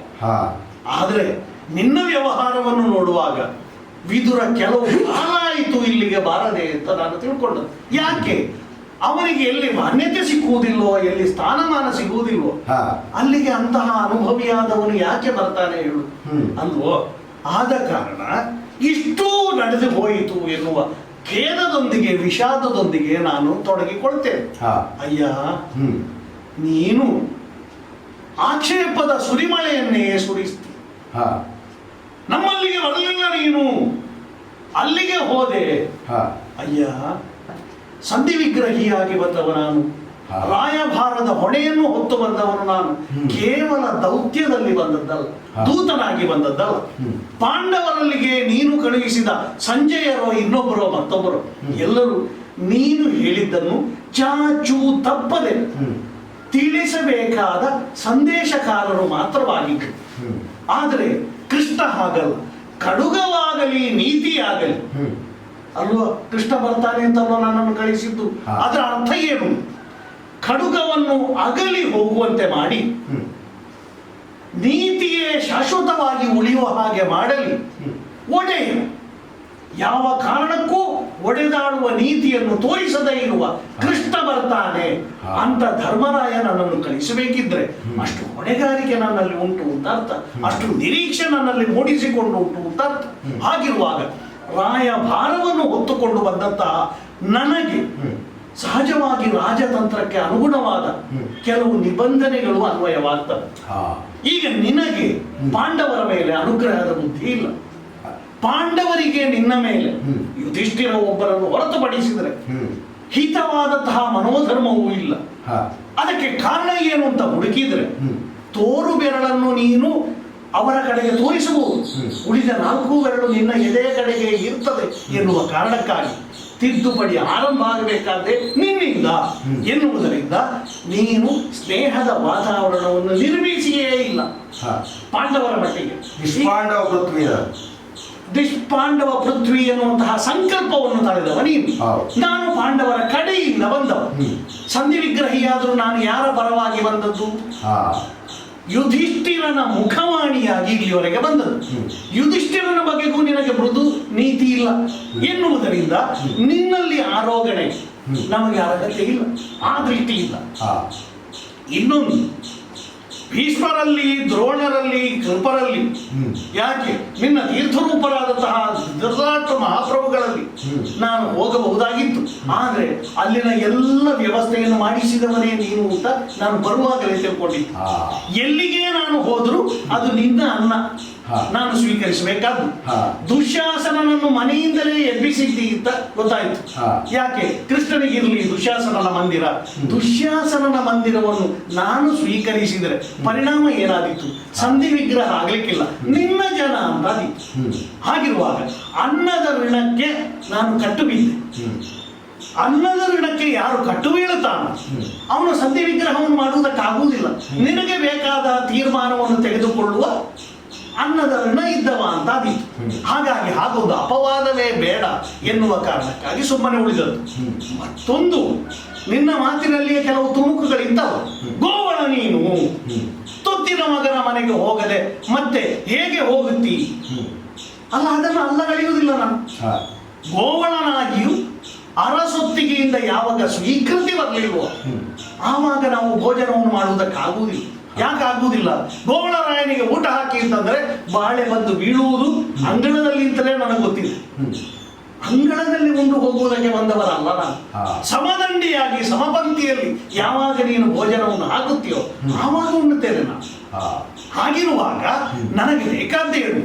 ಪಾಂಡವರನ್ನು ಕರೆದು ನೀನು ಸ್ನೇಹ ಹಸ್ತವನ್ನು ಯಾವಾಗ ಚಾಚುತ್ತೀಯೋ ಆವಾಗ ಒಂದು ಹೊತ್ತು ಅಂತ ಇರು. ಒಂದು ವಾರ ಬೇಕಿದ್ದರೂ ಸಹಪಂಕ್ತಿಯಲ್ಲಿ ನಾನು ಭೋಜನವನ್ನು ಮಾಡುತ್ತೇನೆ. ಆದರೆ ಅದಕ್ಕೆ ಆಸ್ಪದವನ್ನೇ ನೀನು ಕೊಡ್ಲಿಲ್ಲ ಎನ್ನುವಾಗ ಈ ಅಲಂಕಾರಿಕ ಮಾತುಗಳು, ನೀನು ಅಲ್ಲಿಗೆ ಹೋದೆ ಇಲ್ಲಿಗೆ ಹೋದೆ, ಮತ್ತೊಂದು ಹೇಳೋ, ಎಲ್ಲಿಗೆ ಹೋದ್ರೂ ನಿನ್ನದು ಆಕ್ಷೇಪ ಇದ್ದೇವೆ ಇರ್ತದೆ. ಆದ ಕಾರಣ ಈ ಮಾತುಗಳನ್ನೆಲ್ಲ ಬಿಡು. ಯಾವುದನ್ನು ಹಿಡ್ಕೊಳ್ಬೇಕು ಅದನ್ನು ಹಿಡ್ಕೊ, ಅಲ್ಲಿಂದ ನಾವು ಮುಂದುವರಿಯುವ. ಅದನ್ನು ಬಿಟ್ಟು ಆಕ್ಷೇಪ ಎಲ್ಲ ಮಾಡಿದ್ರೆ ಅದೆಲ್ಲ ಬಿಡುವುದಿಲ್ಲ. ಈಗ ನಿನ್ನ ಬರೋಣ ಏನು ಎಂಬುದಾಗಿ ಅರ್ಥ ಆಗಲಿಲ್ಲ. ಯಾಕೆ? ಪ್ರಧಾನವಾದ ವಿಷಯವೇ ಅದು. ಪ್ರಧಾನವಾದ ವಿಷಯವೇ ಅದು. ನೀನು ಈಗ ಹೊರಟಿದ್ದೀಯಲ್ಲ ಅದು ಸರಿಯಲ್ಲ ಅಂತ ಹೇಳುವುದಕ್ಕೆ ಹೊರಟದ್ದು. ಏನು? ಈಗ ಸ್ನೇಹ ಸಾಹೋದರ್ಯ ಎನ್ನುವುದಕ್ಕೆ ಪ್ರಪಂಚದಲ್ಲಿ ಮೌಲ್ಯ ಉಂಟೋ ಇಲ್ಲ? ಉಂಟೋ ಇಲ್ಲ? ಉಂಟು ಅಂತ ಆದ್ರೆ ನೀನು ಹೇಳಿದ ಅಷ್ಟೂ ನಿಬಂಧನೆಗೆ ಒಳಗಾದಂತಹ ಪಾಂಡುಕುಮಾರರು ಜೂಜಿನ ಯಾವ ಪಣ ಉಂಟು ಅದರಲ್ಲಿ ಎಲ್ಲವನ್ನು ಪಾಲಿಸಿಕೊಂಡು ಎಲ್ಲವನ್ನು ನಿರ್ವಹಿಸಿಕೊಂಡು ಬಂದಿದ್ದಾರೆ. ಬಂದ ಮೇಲೆ ನಿನ್ನ ನಿಲುವೇ ಬದಲಾಯಿತು. ಹೌದೌದು, ನಿಲುವೇ ಬದಲಾದ ಮೇಲೆ ಅವರು ಏನು ಅಂತ ಮಾಡಬೇಕು? ಈಗ ಏನು ಮಾಡಬೇಕು?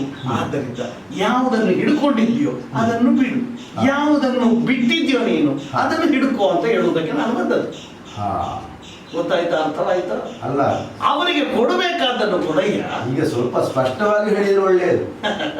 ಏನು ಅಂತ ಆದರ ಮಾಡಿಸುತ್ತರು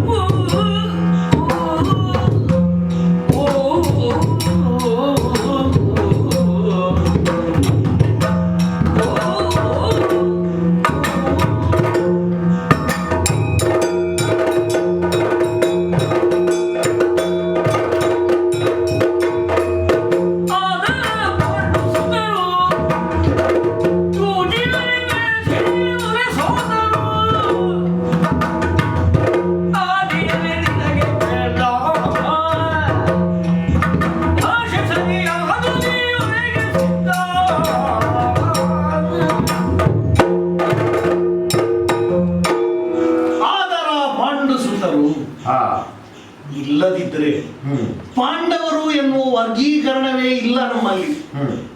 ಅವರು ಪಾಂಡು ಸುತರು ಅಂತ ಆದದ್ದು. ಸರಿಯಾಗಿ ಯೋಚಿಸಿ ನೋಡು.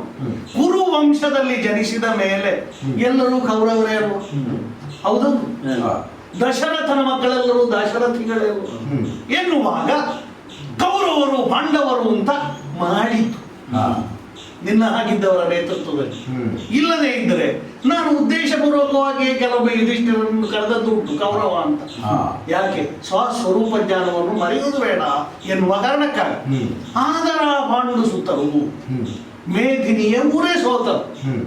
ಈಗ ಜೂಜಾಟ ಎನ್ನುವುದು ನಡೆದ ಮೇಲೆ ಅದರ ಪರಿಣಾಮ ಒಂದು ವಿಭಾಗದ ಮೇಲೆ ಆಗಿಯೇ ಆಗಬೇಕು. ಆಟ ಅಂತಂದ ಮೇಲೆ ಒಂದು ಸೋಲಿದ್ದರೇನೋ ಮತ್ತೊಬ್ಬರ ಗೆಲುವು ಉಂಟಾಗು. ನೀನು ಆಡ್ಲಿಲ್ಲ, ಅವರಿಗೆ ಆಡುವುದಕ್ಕೆ ಗೊತ್ತಿಲ್ಲ. ಇಲ್ಲಿ ನಡೆದದ್ದು ಶಕುನಿ ಮಾವ ನಿನಗಾಗಿ ಆಡಿದು. ಯುಧಿಷ್ಠಿರ ಜೂಜಾಡುವುದಕ್ಕೆ ಗೊತ್ತಿದ್ರು ಶಕುನಿಯ ಮುಂದೆ ಸೋತ ಎನ್ನುವಾಗ ಪ್ರಧಾನ ವಿಷಯವೇ ಇರುವುದೇ ಅಲ್ಲಿ. ಒಂದು ಸಲ ಸ್ನೇಹಕೂಟ ಆದ ಮೇಲೆ ಎಲ್ಲವನ್ನೂ ಕಳ್ಕೊಂಡವರಿಗೆ ನಿನ್ನ ತೀರ್ಥರೂಪರಾದಂತಹ ಧೃತರಾಷ್ಟ್ರ ಮಹಾಪ್ರಭುಗಳು ಎಲ್ಲವನ್ನೂ ಮರಳಿಸಿ ಮರಳಿ ಹೊರಟವರು ಅರ್ಧ ದಾರಿಗೆ ಮುಟ್ಟಬೇಕಿದ್ರೆ ಅದಕ್ಕಿಂತ ವೇಗವಾಗಿ ನಿನ್ನ ಸಂದೇಶ ಅವರಿಗೆ ತಲುಪಿತು. ಮರಳಿ ಬರಬೇಕಂತೆ. ಸರಿ, ಯುಧಿಷ್ಠಿರ ಬಂದವನು ಬಂದ, ಮತ್ತೆ ನೀನಾಗ್ಲಿಲ್ಲ, ಯುಧಿಷ್ಠಿರನು ಗೆಲ್ಲಿಲ್ಲ. ಪ್ರಧಾನವಾದ ವಿಷಯ ಇರುವುದೇ ಅಲ್ಲಿ. ಒತ್ತಾಯದಲ್ಲಿ ಆಡಿದ್ದಲ್ಲ. ಅಲ್ಲ, ಒತ್ತಾಯದಲ್ಲಿ ಆಡಿದ್ದು ಅಂತ ಆಡಬೇಕು ಮತ್ತೆ ಬಲಾತ್ಕಾರದ ದಿವಸವೂ ಅಲ್ಲ ಅದು. ಈಗ ಅವನ ಪಕ್ಷಕ್ಕೆ ಬೇರೆ ಯಾರಾದ್ರೂ ಪರಿಸ್ಥಿತಿ ನಮ್ಮ ಅಭ್ಯಂತರ ಏನೂ ಇರಲಿಲ್ಲ. ಅಲ್ಲಿ ಯಾರೇ ಬರ್ತಿದ್ರು ಕೂಡ ಜೂಜು ಎನ್ನುವುದನ್ನು ಒತ್ತಾಯದ ಆಟ ಅಂತ ಕರೆಯುವುದಕ್ಕೆ ಇಲ್ಲ. ಒಂದು ವೇಳೆ ಆ ಕಾರಣದಿಂದಲೇ ಅದು ಜೂಜು. ಇನ್ನೊಂದು ಪರಿಸ್ಥಿತಿ ಸೋಲ್ತಿದ್ದೆ ನೀನು. ಅಲ್ಲ, ನನಗೆ ನಿಜವಾಗಿಯೂ ಆಸಕ್ತಿ ಇಲ್ಲ ಅದರಲ್ಲಿ. ಅಲ್ಲ ಹಾಗಲ್ಲ, ಆಡುವುದೊಂದು ಆಸೆ. ಅಲ್ಲ, ಆ ಉತ್ಸಾಹ ಬರಬೇಕಿದ್ರೆ ಆ ಸಂಸ್ಕಾರ ಅವರ ಒಳಗಿರಬೇಕು ಅಂತ. ಈಗ ನನ್ನಲ್ಲಿ ಆ ಸಂಸ್ಕಾರವೇ ಇಲ್ಲ ಜೂಜಾಡು. ಮಾತ್ರವಲ್ಲ, ಯುಧಿಷ್ಠಿರನ ಸಂಬಂಧಿರು ಯಾರೂ ಆಗಲಿಲ್ಲ, ಅವರಿಗೆ ಅದರಲ್ಲಿ ಆಸಕ್ತಿಯೂ ಇರಲಿಲ್ಲ. ಆಸಕ್ತಿ ಬೇಕು, ಆದರೆ ಅಚ್ಚರಿ ಏನು, ನಿನಗೆ ಆಡುವುದಕ್ಕೆ ಬರುವುದಿಲ್ಲ, ಆಡಿಸುವುದಕ್ಕೆ ಬರ್ತದೆ ಅಂತ. ಮನೋರಂಜನೆಯಲ್ಲಿ ಬಹಳಷ್ಟು ಪಳಗಿದೆ ಅವನಿಗೆ ಅಲ್ವಾ?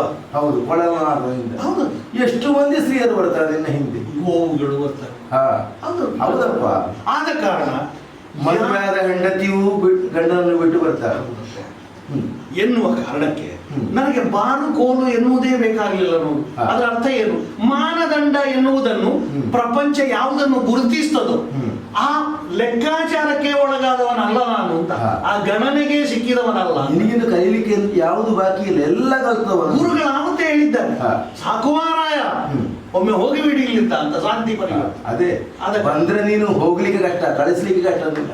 ಆದ ಕಾರಣ ಈಗಲೂ ಎಷ್ಟು ಹೊತ್ತಾಯಿತು ಬಂದು. ಹೌದು, ಆದ್ರೂ ಮಾತನಾಡೋ ಚಟ ನಿನಗೆ. ಅಲ್ಲ, ಹಾಗೊಂದುಂಟು. ಈಗ ನಾವು ಕೂಡ ಮಾತನಾಡಲಿಕ್ಕೆ ನಮಗೆ ಗೊತ್ತುಂಟು. ಯಾಕೆ ನಾವು ಬಿಟ್ಟದ್ದು ಬೇಡದ, ಸುಮ್ಮನೆ ಯಾಕೆ ಮಾತನಾಡೋದು, ಗೊತ್ತುಗಳಿದೆ ಯಾಕೆ ಬಿಡೂರು. ನಾವು ಕಾರ್ಯಕ್ಕೆ ಒಂದು ಕಾರ್ಯ ವಿಚಾರ ಏನೆಂಬುದಾಗಿ ಮಾತನಾಡಬೇಕು. ತುಂಬಾ ಮಾತಾಡಿ ಏನು ಪ್ರಯೋಜನ. ಆದ್ರೆ ಒಂದುಂಟು, ಯಾರು ಮಾತಾಡುವ ಚಟ ಇದ್ದಾರೋ ಅವರು ಅದಕ್ಕೊಂದು ಚೌಕಟ್ಟು ಹಾಕಿಕೊಂಡಿರ್ತಾರೆ.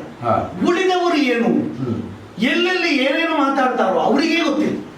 ಇಷ್ಟೆಲ್ಲ ವಿದ್ಯಮಾನ ಆಗುವುದಕ್ಕೆ ಕಾರಣವೇ ತಮ್ಮ ಮಾತಿನಲ್ಲಿಯೂ ನಿಯಂತ್ರಣ ಇಲ್ಲ, ವರ್ತನೆಯಲ್ಲಿಯೂ ನಿಯಂತ್ರಣ ಇಲ್ಲ. ಆದ್ರಿಂದ ಏನು, ತಮ್ಮ ಕಾಲಬುಡಕ್ಕೆ ಬಂದಾಗಲೂ ಅವರಿಗೆ ಅರ್ಥ ಆಗುವುದಿಲ್ಲ. ಇದು ನನ್ನ ಮಾತಿನ ಪರಿಣಾಮ, ನನ್ನ ವರ್ತನೆಯ ಪರಿಣಾಮ ಅಂತ.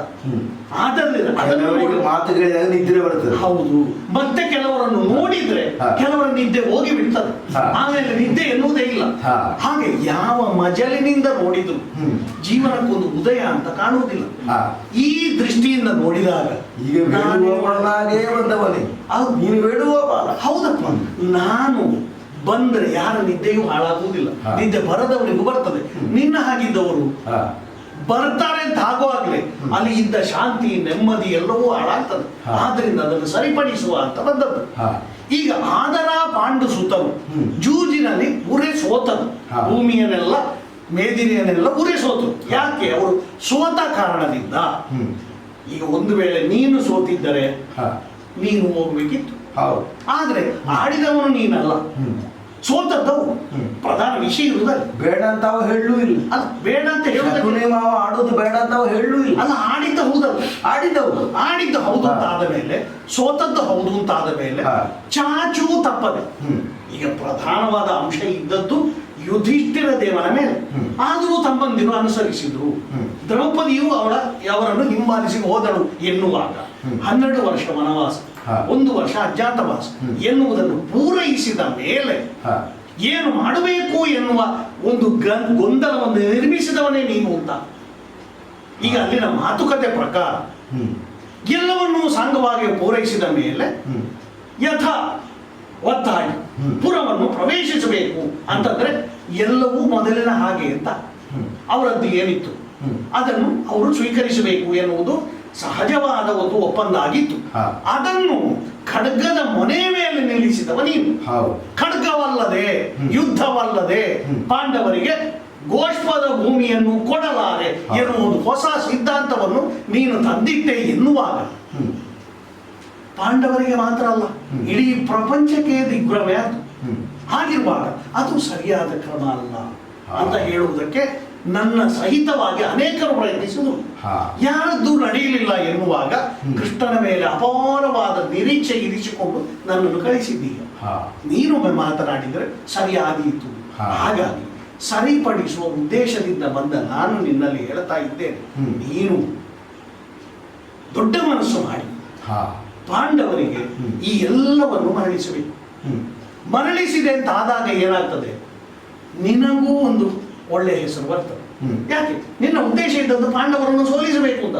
ಪಾಂಡವರು ಸೋತು ಆಯ್ತು, ವನವಾಸವನ್ನು ಮಾಡಿ ಆಯ್ತು, ಅಜ್ಞಾತವನ್ನು ಮಾಡಿ ಆಯ್ತು ಎಂದ ಮೇಲೆ ಇನ್ನೀಗ ಮಾಡಿಕೊಡಬಹುದಲ್ಲ, ಮಾಡಿಕೊಡಬಹುದು. ಈಗ ಅರ್ಧ ರಾಜ್ಯ ಕೊಡುವುದಿಲ್ಲ ಎಂಬುದಾಗಿ ತೀರ್ಮಾನವನ್ನು ನಾನು ಸಂಜೆನಲ್ಲೇ ಆಡಿದ್ದೇನೆ. ಹೌದು.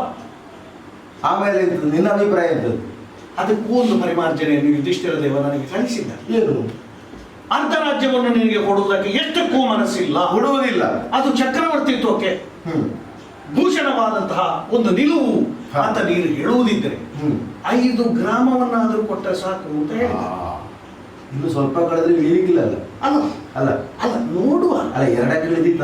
ಈಗ ಏರಬಹುದಾಗ ಅರ್ಧ ಹೇಳುವಾಗ ಅರ್ಧ ಬೇಡ, 5 ಸಾಕು. ಹೌದು, ಏರಬಹುದಾಗಿದ್ರೆ ಇಳಿಯುವುದಕ್ಕೂ ಆಸ್ಪದ ಉಂಟೋ ಇಲ್ಲ. ಈಗ ಏರುವುದು ಬೇರೆ, ಏರಿಸಿಕೊಳ್ಳುವುದು ಬೇರೆ. ಈ ಎರಡಕ್ಕೂ ನಿನ್ನಲ್ಲಿ ಆಸ್ಪದ ಉಂಟು ಅಂತಾದ್ರೆ ನೋಡುವ. ಈಗ ನೀನು ಮೊದಲು ಮನಸ್ಸು ಮಾಡಬೇಕು. 5 ಗ್ರಾಮವನ್ನು ಕೊಡಬೇಕು ಅಂತ.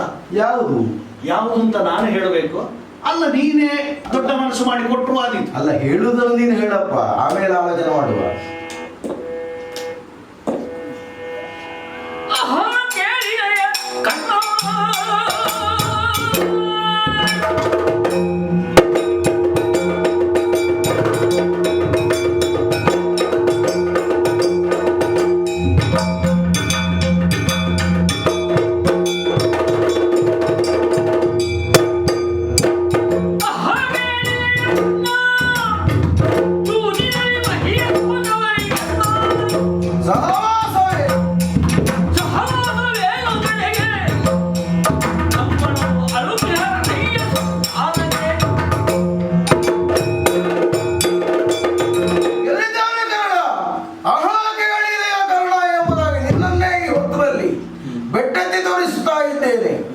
ನನ್ನ 2 ತೋಳುಗಳಂತ ಈ ಹೊತ್ತಲ್ಲಿ ದುಶ್ಯಾಸನರು ಈ ಹೊತ್ತಲ್ಲಿ ಇದ್ದಾರೆ.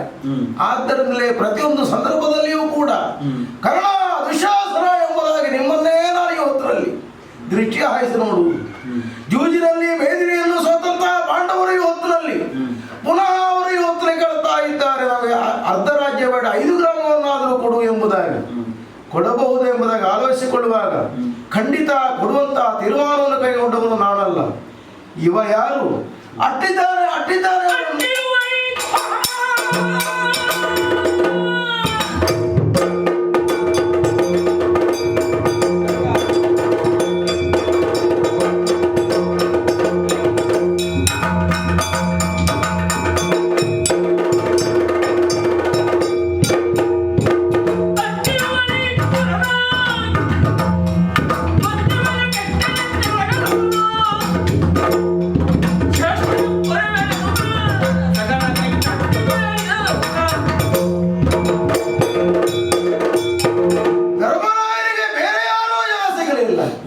ಇಂತಹ ಕಳ್ಳರ ಕುಲಗುರು ಎಂದೆನಿಸಿಕೊಂಡಂತಹ ಕೃಷ್ಣನನ್ನು ಕಳಿಸಿದ್ದಾನಲ್ಲ, ಅವರಿಗೆ ಎಷ್ಟು ಬುದ್ಧಿ ಇದೆ ಎಂಬುದಾಗಿ ಈಗ ಅರ್ಥವಿಸಿಕೊಳ್ಳುವುದಕ್ಕೆ ನಮಗೆ ಸಾಧ್ಯತೆ ಉಂಟು. ಇವ ಒಂದು ಮಾತನ್ನು ಕೊಟ್ಟಿದ್ದಾನಂತೆ ಕುಂತಿ ಮಾತೆಗೆ, ಮಹಾಪ್ರಾಣ ಈ ಪಾಂಡವ ಎಂಬುದಾಗಿ. ಆಮೇಲೆ ಧರ್ಮಜನಿಗೆ ಮಾತನ್ನು ಕೊಟ್ಟಿದ್ದಾನಂತೆ, ನಿನಗೆ ಅರ್ಧ ರಾಜ್ಯವನ್ನು ನಾನು ಕೊಡಿಸ್ತೇನೆ ಎಂಬುದಾಗಿ. ಆ ಮಾತೆಲ್ಲವೂ ಕೂಡ ಈ ಹೊತ್ತಿನಲ್ಲಿ ನಿಷ್ಪ್ರಯೋಜನ ಆಗಬೇಕೆಂಬಂತ ಉದ್ದೇಶವನ್ನು ಇಟ್ಟುಕೊಂಡವನು ನಾನಾಗಿದ್ದೇನೆ. ಹಾಗಿರುವಾಗ ಎಲ್ಲಿದ್ದಾರೆ ದುಶ್ಯಾಸನ, ಎಲ್ಲಿದ್ದಾರೆ? ಬಾ, ಒಂದು ಹಗ್ಗ ತಕೊಂಡು ಒಂದು ಕಟ್ಟಿ ಹಾಕು. ಕಟ್ಟಿ ಎಲ್ಲರೂ ಕೂಡ ಯಾರು ಈ ಸಂದರ್ಭದಲ್ಲಿ ಕೂಡ ಸುಯೋಧನನನ್ನು ಅನುಸರಿಸಿಕೊಂಡು ಬಂದಿದ್ದಾರೋ ಅವರಿಗೆ ಸರಿಯಾದ ಪಾಠ ಆಯಿತು. ಎಲ್ಲರೂ ಹಗ್ಗ ತೆಕ್ಕೊಳ್ಳಿ ಅಂತ ಹೇಳಿದ್ರು ಇಲ್ವೋ? ನಿಜವಾಗಿಯೂ ಸಂದರ್ಭ ಹಗ್ಗ ತೆಕ್ಕೊಳ್ಬೇಕಾದ್ದೆ. ಆದ್ರೆ ಕೃಷ್ಣನನ್ನು ಕಟ್ಟುವುದಕ್ಕಿರುವ ಹಗ್ಗ ಇವರಲ್ಲಿ ಉಂಟು ತೋರಿಸುವುದಕ್ಕಾಗಿ ಒಮ್ಮೆ ನನ್ನನ್ನೇ ನಾನು ತೋರಿಸುತ್ತೇನೆ.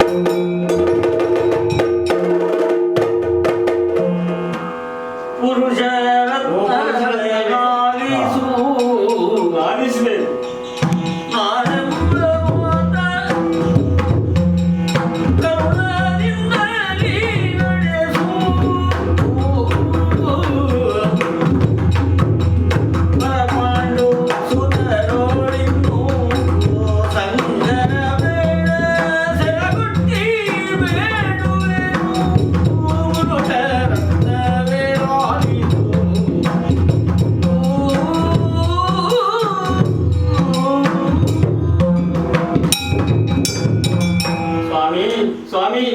ಪತಿದೇವ, ಯಾರು ಭಾನುಮತಿ? ನಾನು ಭಾನುಮತಿ, ನಮಿಸಿಕೊಂಡಿದ್ದೇನೆ ನಿನಗೆ. ಆಶ್ಚರ್ಯ, ಇದುವರೆಗೆ ನಮ್ಮ ಸಭೆಗೆ ನೀನು ಬಂದವಳು.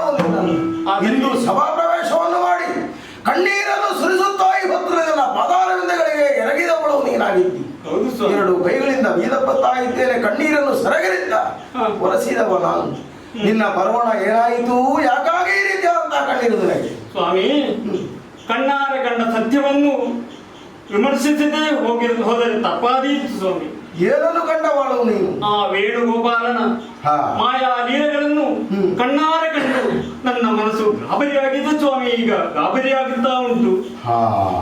ಬುಸುಗುಟ್ಟುವ ಹಾವನ್ನು ಕಲ್ಲೆಸೆದು ಮತ್ತೆ ಮತ್ತೆ ಬುಸುಗುಟ್ಟುವ ಹಾಗೆ ಮಾಡುವವರು ಹಲವರಿದ್ದಾರೆ. ಆದರೆ ಹಾವು ಬುಸುಗುಟ್ಟುತ್ತಾ ಹಗೆಯನ್ನು ಕುಕ್ಕುತ್ತಾ ತಾನೇ ಸೋತು ಹೋಗುತ್ತದೆ. ಆ ರತ್ನಮಣಿಯನ್ನು ಕಾಯುವ, ಹಾವಿನ ತಲೆಯಲ್ಲಿರುವಂತಹ ರತ್ನಮಣಿಯನ್ನು ಕಾಯುವಂತೆ ಪಾಂಡವರನ್ನು ಶ್ರೀಕೃಷ್ಣ ಪರಮಾತ್ಮ ಕಾಯುತ್ತಾ ಇದ್ದಾನೆ. ದ್ರೌಪದಿಯಾದರೂ ಆ ಶಿವಶಕ್ತಿ ಸ್ವರೂಪಿಣಿಯೇ ಆಗಿರುತ್ತಾಳೆ. ಹಾಗಿರುವಾಗ ಅಂತಹ ಪಾಂಡವರನ್ನು ಸೋಲಿಸುವುದಕ್ಕೆ ನಮಗೆ ಸಾಧ್ಯವಾದಿದ್ದೆ. ಆದ್ರಿಂದ ಕದನ ಬೇಡ ಸ್ವಾಮಿ, ಯುದ್ಧ ಬೇಡ.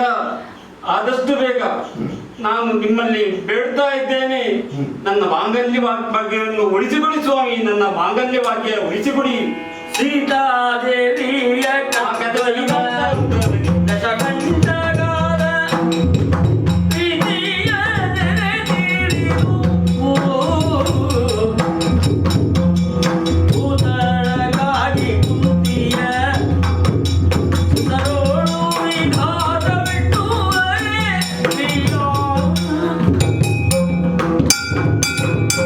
ಸ್ವಾಮಿ, ನಿಮ್ಮಲ್ಲಿ ನಾನು ಹೀಗೆ ವಿಜ್ಞಾಪಿಸ್ತಾ ಇರುವಾಗ ನನಗೆ ಜ್ಞಾಪಕ ಉದಯವಾಯಿತು. ಹಿಂದೆ ಆ ರಾವಣನ ಕತೆ ಅದ್ರ ಮೇಲೆ ತಿಳಿದಿದ್ದೇ ಇರಬಹುದು. ಆದರೂ ಒಂದು ನೆನಪು ಕೊಡ್ತಾ ಇದ್ದೇನೆ. ಅಯೋಧ್ಯೆಯ ಅರಸನಾದ ರಾಮನ ಪತ್ನಿಯನ್ನು ರಾವಣ ಕದ್ದುಕೊಂಡು ಹೋದ. ರಾವಣಾದಿಗಳು ಎಷ್ಟು ಹೇಳಿದರೂ ತನ್ನ ಹಠ ಬಿಡದೆ ಸೀತೆಯನ್ನು ಬಿಟ್ಟುಕೊಡಲೇ ಇಲ್ಲ. ಕೊನೆಗೆ ರಾಮನಿಂದ ರಾವಣನ ಅಂತ್ಯವಾಯಿತು. ಆ ಕತೆ ನನಗೆ ನೆನಪು ಬರ್ತಾ ಉಂಟು ಸ್ವಾಮಿ. ಹಠ ಮಾಡಿದರೆ ನಮ್ಮ ಸಾಮ್ರಾಜ್ಯವೇ ನಮಗಿಲ್ಲದಾದೀತು ಅಂತ ಬೆದರಿಕೆ ಆಗ್ತಾ ಉಂಟು. ಅಷ್ಟು ಮಾತ್ರ ಅಲ್ಲ, ಹಿರಿಯರು ಹೇಳಿದಂತಹ ಮಾತುಗಳನ್ನು ಗೌರವಿಸಿ, ಮಿತ್ರರು ಆಡಿದಂತಹ ನುಡಿಗಳನ್ನು ಕಡೆಗಣಿಸಿಯಾದರೂ ಸ್ವಾಮಿ ಆ ಪಾಂಡವರನ್ನು ಪುನಃ ಇಲ್ಲಿಗೆ ಬರುವಂತೆ ಮಾಡಿ ಅವರಲ್ಲಿ ಸಂಧಿ ಮಾಡಿಕೊಂಡು ಅವರಿಗೆ ಏನು ಬೇಕು ಅದನ್ನು ಕೊಟ್ಟು ಅವರೊಡನೆ ಹೊಂದಿಕೊಂಡು ಬಾಳಿದರೆ ನಮಗೆ ಒಳಿತಾಗದು. ಆದ್ರಿಂದ ಕೇಳುತ್ತಾ ಇದ್ದೇನೆ ಸ್ವಾಮಿ, ಪಾಂಡವರನ್ನು ಕರೆಸಿ ಮನ್ನಿಸಿ ಅವರಿಗೆ ಬೇಕಾದ್ದನ್ನು ಕೊಟ್ಟು ಬಿಡಿ. ನನ್ನ ಕರಿಮಣ ವಾಕ್ಯವನ್ನು ಉಳಿಸಿಕೊಡಿ ಸ್ವಾಮಿ, ಉಳಿಸಿಕೊಡಿ ಸ್ವಾಮಿ. ಭಾನುಮತಿ, ಅಳುಬೇಡ. ಕಣ್ಣೀರನ್ನು ಸುರಿಸುತ್ತಾ ಇವತ್ತಲೇ ಪಾಂಡವರಿಗೆ ರಾಜ್ಯವನ್ನು ಕೊಡಬೇಕು ಎಂಬುದಾಗಿ ನೀನು ಹೇಳ್ತಾ ಇದ್ದೀನಿ. ನಿನ್ನ ಗಂಡನ ಆಡಿದಂತಹ ಮಾತೇನು ಎಂಬುದನ್ನು ಚೆನ್ನಾಗಿ ನೀನು ಅರ್ಥವಿಸಿಕೊಳ್ಳಬೇಕಾದ ನಿನ್ನ ಕರ್ತವ್ಯ. ಛಲದಂಕ ಗೌರವ ಎಂದೆನಿಸಿಕೊಂಡವರು ನಾನು. ನನ್ನ ನಾಲಿಗೆಯಿಂದ ಒಂದು ಮಾತು ಬಿದ್ದಿದೆ, ಪಾಂಡವರನ್ನು ಒಡಗೂಡುವುದಿಲ್ಲ, ಸೂರ್ಯ ಮನೆಯನ್ನು ಹೂವಟ್ಟಲಾಗ ಪಾಂಡವರಿಗೆ ಕೊಡುವುದಿಲ್ಲ ಎಂಬುದಾಗಿ ಛಲವನ್ನು ದೊಡ್ಡವ ನಾನಾಗಿದ್ದೇನೆ. ಛಲದಂತ ಗೌರವ ಎಂದೆನಿಸಿಕೊಂಡಂತಹ ನಾನು ಆ ಮಾತನ್ನು ಹಿಂದೆ ತೆಗೆದೆ ಎಂದಾದರೆ ಆ ನರಕಕ್ಕೆ ಹೋಗುವುದಕ್ಕೆ ಸಾಧ್ಯತೆ ಉಂಟು. ಯುದ್ಧದಲ್ಲಿ ನಾನು ಅಳಿದೆ ಎಂದಾದರೆ ಸ್ವರ್ಗವನ್ನು ಪಡೆಯುವುದಕ್ಕೆ ಸಾಧ್ಯತೆ ಉಂಟು. ಆದ್ದರಿಂದ ಆ ಕೊಟ್ಟ ಮಾತನ್ನು ತಪ್ಪುವುದು ನಾನಲ್ಲ. ಭಾನುಮತಿ, ಮಲಗಬೇಡ, ಸಭೆಯಿಂದ ಹೋಗು, ನನಗೆ ಆ ಶುಭವಾಗಲಿ ಎಂಬುದಾಗಿ ಹಾರೈಸುತ್ತಾ ಇದ್ದೇನೆ. ಸುಯೋಧನ, ಕೊಡಬೇಕು ಸುಮೆ ಬರಗೆ ಸಹಿತಲಿ ಹಣೆಯ ಬೇಡ ಕೃಷ್ಣಾಂತನಲ್ಲಿಗೆ ಕೊಡುಗು ಸಸ್ತನೆ ವರವು ಕಸ್ತನೆ ವಾರಣ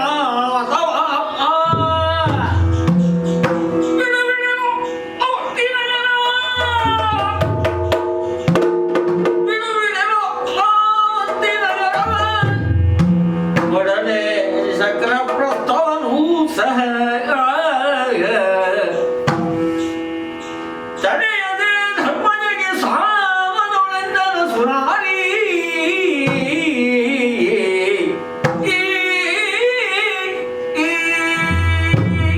ಇಷ್ಟೆಲ್ಲ ಹಠವನ್ನು ನೀನು ಹಿಡಿದದ್ದು ಯಾಕಾಗಿ?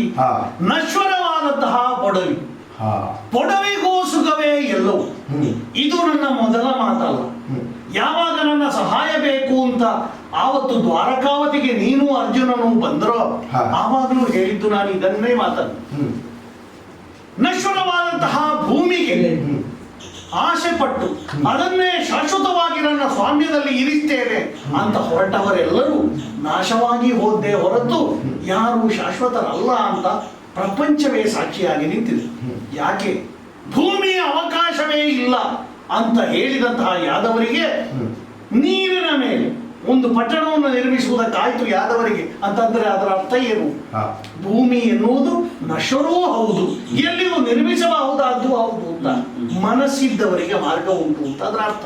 ಆದ್ರೆ ನೀನು ಯಾವುದನ್ನು ಶಾಶ್ವತ ಅಂತ ತಿಳ್ಕೊಂಡು ಕಾಣದೇ ಇದ್ದದ್ದನ್ನೇ ಬಯಸುವ, ಕನ್ನಡಿಯೊಳಗಿನ ಗಂಟನ್ನು ಆಗ್ರಹಿಸುವ ಹುಂಬನಾಗಿ ಹೋದೆಯಲ್ಲ ಎನ್ನುವುದೇ ನನ್ನ ವಿಷಾದಕ್ಕೆ ಕಾರಣ. ಇದರ ಪರಿಣಾಮ ಏನಾಗ್ತದೆ? ಸಾವೇ ಅಂತ್ಯವಾಗ್ತದೆ. ಈಗ ವ್ಯಕ್ತಿಗತವಾಗಿ ನಮಗೆ ಸಾವು ನೋವು ಉಂಟಾದ್ರೆ ನಾವದನ್ನು ಸಹಿಸಿಕೊಳ್ಳೋಣ. ಬಳಗ ಸಹಿತವಾಗಿ ಕೃತಾಂತರಲ್ಲಿಗೆ ತೆರಳಬೇಕಾದ್ದು ಮಹಾಪಾಪ. ರಕ್ತ ಕ್ರಾಂತಿ ಆಗಬಾರದು. ರಾಜ್ಯಕ್ಕಾಗಿ ರಕ್ತವನ್ನು ಸುರಿಸುವುದು ದೊಡ್ಡದಲ್ಲ, ಆದರೆ ಸಾಮೂಹಿಕವಾದಂತಹ ಒಂದು ಹತ್ಯೆ ನಮ್ಮಿಂದಾಗಿ ಆಗಬಾರದು ಎನ್ನುವಂತಹ ಕಾಳಜಿಯಿಂದ ನೋಡುತ್ತಾ ಇದ್ದೇನೆ. ಈ ಕೆಲಸವನ್ನು ಮಾಡಬೇಡ. ಅದಕ್ಕೆ ಸುಲಭದ ದಾರಿ ನಾನು ಆಗ ಹೇಳಿದ್ದಕ್ಕೆ ಈಗ ಪುಷ್ಟಿ ಕೊಡ್ತೇನೆ. 5 ಗ್ರಾಮವನ್ನು ಕೊಟ್ಟರೆ ಸಾಕು. ಶಕ್ರಪ್ರಸ್ಥ, ಆವಂತಿನಗರ ಮೊದಲಾದಂತಹ 5 ಗ್ರಾಮಗಳನ್ನು ನೀನು ಕೊಟ್ಟೆ ಅಂತ ಆದ್ರೆ ಪಾಂಡವರು ತೃಪ್ತರಾಗ್ತಾರೆ ಎನ್ನುವುದು ಯುಧಿಷ್ಠಿರನ ಅಂಬೋಣ. ಜೊತೆಗೆ ನನ್ನದಾದಂತಹ ಒಕ್ಕಣಿಯೂ ಹೌದು. ಈಗ ಯುಧಿಷ್ಠಿರ ದೇವ ನೀನು ಬೇಡು ಅಂತ ಹೇಳಿದ್ದೆ. ಈಗ ನಾನು ಆಯ್ಕೆ ಮಾಡಿ ಹೇಳ್ತಾ ಇದ್ದೇನೆ. ಯಾಕೆ? ಈ 5 ಗ್ರಾಮಗಳಲ್ಲಿ ಪಾಂಡವರಿಗೆ ಅವಿನಾಭಾವದ ಒಂದು ಸಂಬಂಧ ಉಂಟು. ಎಲ್ಲಿ ನೀನು ಅವರಿಗೆ ದ್ರೋಹ ಕೊಡುವುದಕ್ಕೆ ಬಯಸಿದೆಯೋ, ಎಲ್ಲಿ ನೀನು ಅವರನ್ನು ಕೆಟ್ಟದಾಗಲಿ ಅಂತ ಬಯಸಿದೆಯೋ ಆ 5 ಗ್ರಾಮಗಳನ್ನೇ ಆಯ್ಕೆ ಮಾಡಿ ನನಗೆ ಕೇಳಿದ್ದು. ಯಾಕೆ? ಪುನಶ್ಚೇತನಾಗಬೇಕು ಪಾಂಡವರಿಗೆ ಅಂತ. ಎಲ್ಲಿ ಸುಡುವುದಕ್ಕೆ ನೀನು ಬಯಸಿದ್ಯೋ ಅಲ್ಲಿ ಚಿಗುರುವುದಕ್ಕೆ ಪಾಂಡವರು ಬಯಸಿದ್ದಾರೆ. ಎಲ್ಲಿ ವಿಷ ನೀನು ಹಾಕಿದ್ಯೋ ಅಲ್ಲಿಂದಲೇ ಸಚೇತಕರಾಗುವುದಕ್ಕೆ ಪಾಂಡವರು ಬಯಸಿದ್ದಾರೆ ಎನ್ನುವುದರಿಂದ ಈ 5 ಗ್ರಾಮಗಳನ್ನು ನಾನು ಕೇಳಿದ್ದು. ಇದನ್ನು ಕೊಡುವ ಮೂಲಕ ನೀನು ದೊಡ್ಡವನಾಗಬಹುದು, ಶ್ರೇಷ್ಠನಾಗಬಹುದು. ಇಲ್ಲದೇ ಇದ್ರೆ ನಿನ್ನ ಅಂತ್ಯದ ಜೊತೆಗೆ ನಿನ್ನನ್ನೇ ಅನುಸರಿಸಿಕೊಂಡು ನಿನ್ನನ್ನೇ ನಂಬಿಕೊಂಡು ಬಂದ ಅಷ್ಟೋ ಮಂದಿಯ ಸಾವಿಗೂ ನೀನೇ ಕಾರಣನಾಗ್ತಿ. ಪಾಪದ ಮೂಟೆ ಮತ್ತಷ್ಟು ನಿನ್ನದು ಭಾರ ಆಗ್ತದೆ. ಆದ್ದರಿಂದ ಒಳಿತಾಗುವುದಕ್ಕೆ ಈ ಮಾತನ್ನು ಹೇಳಿದ್ದೇನೆ. ಆಯ್ಕೆ ನಿನಗೆ ಬಿಟ್ಟಿದ್ದೆ.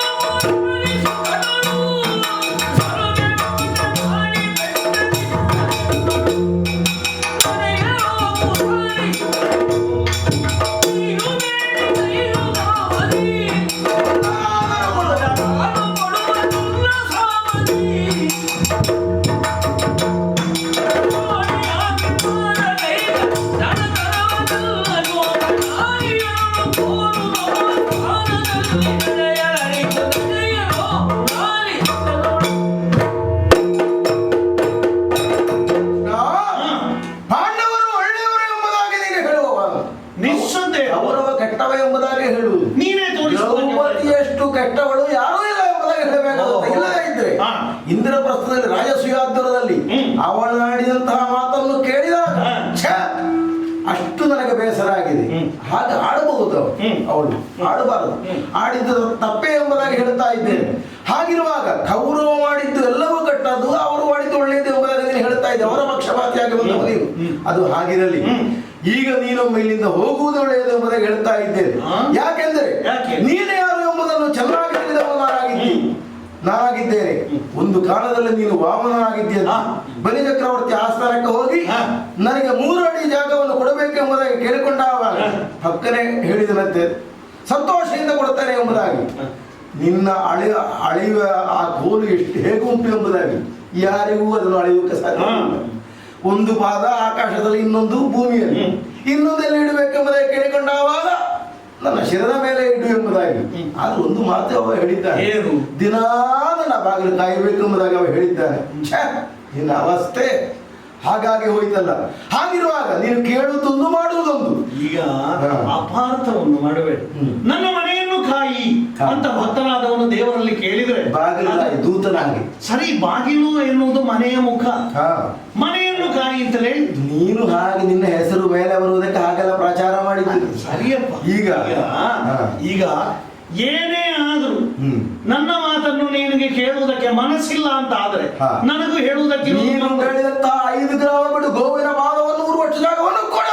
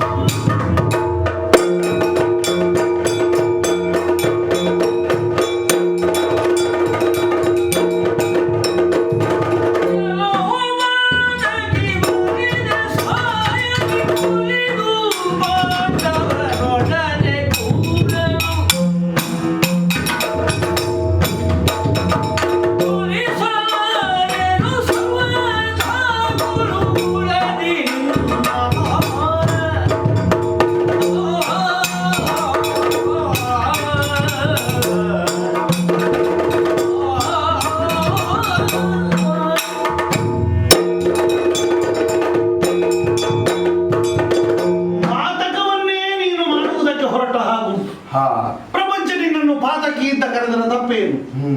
ಎಲ್ಲವನ್ನೂ ನಿನಗೆ ಬೇಕಾದ ಹಾಗೆ ನೀನು ಬಣ್ಣಿಸ್ತಿ, ನನ್ನ ಮೇಲೆ ಆರೋಪಿಸ್ತಿ, ನನಗೆ ಬೇಕಾದ ಹಾಗೆ ನಾನು ಸನ್ನಿವೇಶವನ್ನು ಚಿತ್ರಿಸ್ತೇನೆ. ಈಗ ನೀನು ಮಾಡುವುದು ಅದನ್ನೇನು? ನಿನಗೆ ಬೇಕಾದ್ದನ್ನು ಬಿಟ್ಟು ಬೇಡದೇ ಇದ್ದದ್ದನ್ನು ಹಿಡ್ಕೊಳ್ಳುವುದು ಪಾತಕಿಗಳ ಲಕ್ಷಣ. ಎಲ್ಲವೋ ಪಾತಕಿ ಬರಿದೇ ಸಾಯದಿರು. ಪ್ರಪಂಚದಲ್ಲಿ ಪ್ರತಿ ಜೀವ ಹುಟ್ಟುವುದಕ್ಕೆ ಒಂದು ಅರ್ಥ ಅಂತ ಇದೆ, ಒಂದು ಉದ್ದೇಶ ಅಂತ ಇದೆ. ಕೆಲವರಿಗೆ ಅದು ಗೊತ್ತಿಲ್ಲ, ಕೆಲವರು ಗೊತ್ತಿದ್ದೇ ಹುಟ್ಟುತ್ತಾರೆ, ಮತ್ತೆ ಕೆಲವರು ಹುಟ್ಟಿದ ಮೇಲೆ ಅದನ್ನು ತಿಳ್ಕೊಳ್ತಾರೆ. ಓ, ನನ್ನ ಬದುಕಿನ ಉದ್ದೇಶ ಇದು ಅಂತ. ನೀನು ಮೊದಲ ವರ್ಗದ, ನೀನು ಯಾಕೆ ಹುಟ್ಟಿದ್ದಿ ಅಂತಲೇ ನಿನಗೆ ಗೊತ್ತಿಲ್ಲ. ಆದ್ರೆ ಕಡೇ ಕಾಲವಾದರೂ ಗೊತ್ತಾಗಬೇಕು.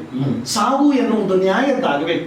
ಅನ್ಯಾಯದ ಸಾವನ್ನು ಸತ್ತರೆ ನಂತರದ 7 ತಲೆಮಾರಿಗೂ ಅದರ ಪಾತಕ ಎನ್ನುವುದು ಹೊಂದಿಕೊಳ್ತದೆ. ಈಗ ನೀನು ಮಾಡುವುದಕ್ಕೆ ಹೊರಟದ್ದು ಬರಿದೇ ಸಾಯದಿರು, ಕೊಲಿಸಲಾರೆನು ಸರ್ವಥ. ಇಲ್ಲಿ ನನ್ನ ನಿಲುವನ್ನು ಸ್ಪಷ್ಟಪಡಿಸ್ತೇನೆ. ನಾನು ಪ್ರಪಂಚದಲ್ಲಿ ಧರ್ಮದ ಸಂರಕ್ಷಣೆಯನ್ನು ಮಾಡುವುದಕ್ಕೆ ನಾನು ದುಷ್ಟರನ್ನು ಕೊಂದದ್ದು ಕಡಿಮೆ, ಕೊಲ್ಲಿಸಿದ್ದೇ ಹೆಚ್ಚು. ಜರಾಸಂಧನನ್ನಾಗಲಿ ಮತ್ತೊಬ್ಬರನ್ನಾಗಲಿ ನಾನು ಕೊಲ್ಲಿಸಿದ್ದು, ನಾನು ಕೊಂದದ್ದಲ್ಲ. ಭೀಮನ ಮೂಲಕವೋ ಮತ್ತೊಬ್ಬರ ಮೂಲಕವೋ. ಹಾಗಿರುವಾಗ ಕೊಲಿಸಲಾರೆನು ಸರ್ವಥ. ಯಾಕೆ? ನೀನು ಮತ್ತೂ ನಿನ್ನ ನಿಲುಮೆಗೆ ಕಟ್ಟು ಬಿದ್ದರೆ ಕೊಲಿಸದೆ ನನಗೆ ಬೇರೆ ಗತ್ಯಂತರ ಇಲ್ಲ. ಯಾಕೆ? ಧರ್ಮದ ಸಂರಕ್ಷಣೆಯ ಉದ್ದೇಶದಲ್ಲಿಯೇ ಹುಟ್ಟಿ ಬಂದವ ನಾನು. ನನಗದು ಜೋಗುಳದ ಹರಕೆ ಎನ್ನುವಾಗ ನನಗೆ ಮಾಡದೆ ನಿರ್ವಾಹ ಇಲ್ಲ. ಅಷ್ಟು ನನ್ನನ್ನು ಪ್ರೇರೇಪಿಸಬೇಡ ನೀನು. ಕೊಲಿಸಲಾರೆನು ಸರ್ವತ ಕುಳುಗುಳದಿ. ಯುದ್ಧಾಂಗಣ ಎನ್ನುವುದು ಸಿದ್ಧವಾಗಿದೆ ನಿನ್ನಿಂದಾಗಿ, ಅದರ ಪರ್ಯವಸಾನವಾಗಬೇಕಾದ್ದು ನಿನ್ನಿಂದಾಗಿ. ಆದರೆ ರಕ್ತಪಾತದಿಂದಲ್ಲ, ಶಾಂತಿಯಿಂದಾಗಿ ಮಾಡಬೇಕು. ಆದ ಕಾರಣ ನೀನು ಯಾವುದೇ ತೀರ್ಮಾನ ತೆಗೆದುಕೊಳ್ಳುತ್ತಿದ್ರು ಆಲೋಚಿಸು ಲಾಭ ನಷ್ಟದ ಬಗ್ಗೆ. ನಷ್ಟ ಎನ್ನುವುದು ಕೇವಲ ಐಶ್ವರ್ಯದ್ದಲ್ಲ, ಸಂಪತ್ತಿನದ್ದಲ್ಲ, ಜೀವಹಾನಿಯೂ ಆಗ್ತದೆ.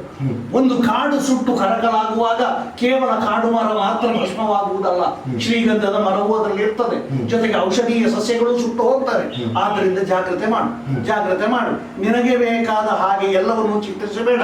ನಾಳೆ ಎನ್ನುವುದು ಹೇಳಿ ಬರುವುದಿಲ್ಲ, ರೋಗ ಎನ್ನುವುದು ತಿಳಿಸಿ ಬರುವುದಿಲ್ಲ, ಸಾವು ಎನ್ನುವುದು ಹಾಗೆ ಕದ ತಟ್ಟಿ ಅಪ್ಪಡೆ ಪಡೆದು ಬರುವುದಿಲ್ಲ. ತಾನಾಗಿ ಬಂದಾಗಲೇ ಗೊತ್ತಾಗ್ತದೆ. ರಂಗ ಪ್ರಜ್ಞೆ ಇಲ್ಲದ ವಿದೂಷಕ ಅಂತ ಸಾವನ್ನು ಕರೆಯುವುದೇ ಅದಕ್ಕಾಗಿ. ಆಗಿರುವಾಗ ಸಾವನ್ನು ಆಹ್ವಾನಿಸಿ ಯಾರಾದ್ರೂ ಕರೆಯುತ್ತಾರೆ ಅಂತ ಅಂದ್ರೆ ಅವರನ್ನು ಏನು ಅಂತ ಹೇಳಬೇಕು? ಒಂದು ಹುಂಬ ಅಂತ ಹೇಳಬೇಕು, ಅಲ್ಲದಿದ್ರೆ ಪಾತಕಿ ಅಂತ ಹೇಳಬೇಕು. ನಿನ್ನನ್ನು ಧರ್ಮಾಧಿಪಾಯ ಎಂಬುದಾಗಿ ಕರೆಯುತ್ತಾ ಇದೆ.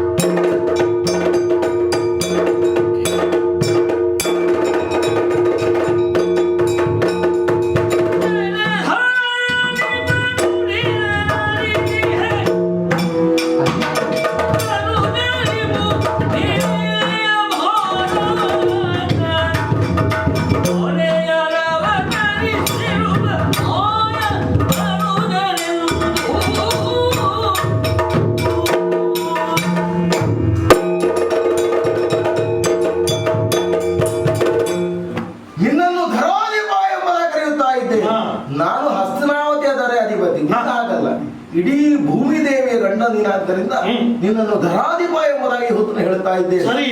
ಕೊಲ್ಲುವನು ಕೊಲಿಸುವನು ನೀನ ಆದ ಮೇಲೆ ನಿನ್ನಲ್ಲಿ ನಾನು ಹೆಚ್ಚು ಮಾತುಕತೆ ಆಡುವುದಕ್ಕೆ ಈ ಹೊತ್ತರಲ್ಲಿ ನನಗೆ ಮನಸ್ಸೇ ಬರುವುದಿಲ್ಲ. ಯಾಕೆಂದ್ರೆ ಈ ಹಿಂದೆ ನೀನು ಯಾರಿಗೆಲ್ಲ ಮೋಕ್ಷದ ಪದವಿಯನ್ನು ಕೊಟ್ಟಿದ್ಯೋ ಆ ರಾವಣನಿಗೆ ಮೋಕ್ಷದ ಪದವಿಯನ್ನು ಕೊಟ್ಟದ್ದು ಹೇಗೆ? ರಾವಣ ಸೀತೆಯನ್ನು ತಂದದ್ದು ಕೇವಲ ಭೋಗಕ್ಕೋಸ್ಕರವಾಗಿ ಅಲ್ಲ, ರಾಮನ ಕೈಯಿಂದಲೇ ಹತರಾಗಬೇಕೆಂಬಂತ ಉದ್ದೇಶದಿಂದ ಸೀತೆಯನ್ನು ತಂದದ್ದು. ಆಮೇಲೆ ಅವನಿಗೆ ಯಾವ ಮುಕ್ತಿಯ ಪದವಿಯನ್ನು ಕೊಡಬೇಕೋ ಅದನ್ನು ಕೊಟ್ಟವನು ನೀನಾಗಿದ್ದಿ. ಆಮೇಲೆ ಕಂಸನು ಕೂಡ ಹಾಗೆ ಶಿಶು ಹತ್ಯೆಯನ್ನು ಮಾಡುವುದಿಲ್ಲ ಎಂಬುದಾಗಿ 7 ಶಿಶುಗಳನ್ನು ಬಿಟ್ಟಿದ್ದಾರೆ. ನೀನು ನಾರದನ್ನು ಕಳಿಸಿದೆ ಶಿಶು ಹತ್ಯೆಯನ್ನು ಮಾಡಬೇಕು ಎಂಬುದಾಗಿ ನಿನ್ನ ಉದ್ದೇಶ ಇದ್ದದ್ದು. ಪಾಪದ ಕೊಡ ತುಂಬಿ ತುಳುಕಬೇಕು, ತುಳುಕದೇ ಇದ್ರೆ ಯಾರನ್ನು ಏನು ಮಾಡುವುದಕ್ಕೂ ಆಗುವುದಿಲ್ಲ. ಈಗಲೂ ಹಾಗೆ ನೀನು ಆ ಉಪಪ್ಲವ್ಯ ನಗರದಿಂದ ಹೊರಟಾವಾಗ ಸ್ವಲ್ಪ ಮಳೆ ಹನಿ ಬಿದ್ದಿದೆ. ಏನು ದುಷ್ಟರ ಸಂಹಾರ ಆಗ್ತದೆ ಎಂಬುದಾಗಿ ನೀನು ಇಂದ್ರಾದಿ ದೇವತೆಗಳಿಗೆ ಮಾತನ್ನು ಕೊಟ್ಟವನು ನೀನಾಗಿದ್ದಂತೆ. ನಿನ್ನ ಮನಸ್ಸಿನಲ್ಲಿ ಏನಿದೆ ಎಂಬುದನ್ನು ಅರ್ಥೈಸಿಕೊಂಡವ ನಾನಾಗಿದ್ದೇನೆ. ನನ್ನ ಮನಸ್ಸಿನಲ್ಲಿ ಏನಿದೆ ಎಂಬುದನ್ನು ತಿಳಿದುಕೊಳ್ಳುವುದಕ್ಕೆ ನನಗೆ ಸಾಧ್ಯತೆ ಉಂಟು. ನೀನು ಮನಸ್ಸಿಗೆ ಜವಿತ. ಆದ್ದರಿಂದ ನಿನ್ನಲ್ಲಿ ಹೇಳ್ತಾ ಇದ್ದೇನೆ, ದುರಕವೆದರು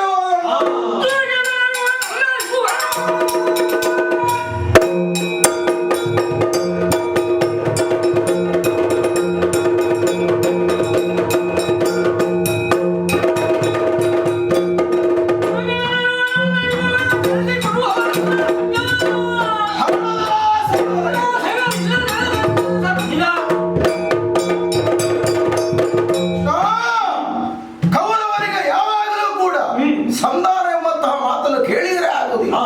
ದುರಗೆ ಬೆದರುವವನು ನಾನಲ್ಲ. ಕ್ಷತ್ರಿಯರಿಗೆ ರಣಕ್ಷೇತ್ರ ಎಂಬುದಾಗಿ ಹೇಳಿದರೆ ಹೆತ್ತಪ್ಪೆ ಹೊಡೆಯದಂತೆ ಕರೆಸಿ ಕೊಡುವವನು ನಾನಲ್ಲ. ಪಾಂಡವರಿಗೆ ಪಾಂಡವರೇ ಬನ್ನಿ ಹೀಗೆ ಬನ್ನಿ ಎಂಬುದಾಗಿ ಅವರಿಗೆ ರಾಜ್ಯವನ್ನು ಕೊಡುವವನು ನಾನಲ್ಲ. ನಾನು ಸಂಕಲ್ಪವನ್ನು ಮಾಡಿದವನು ನಾನಾಗಿದ್ದೇನೆ.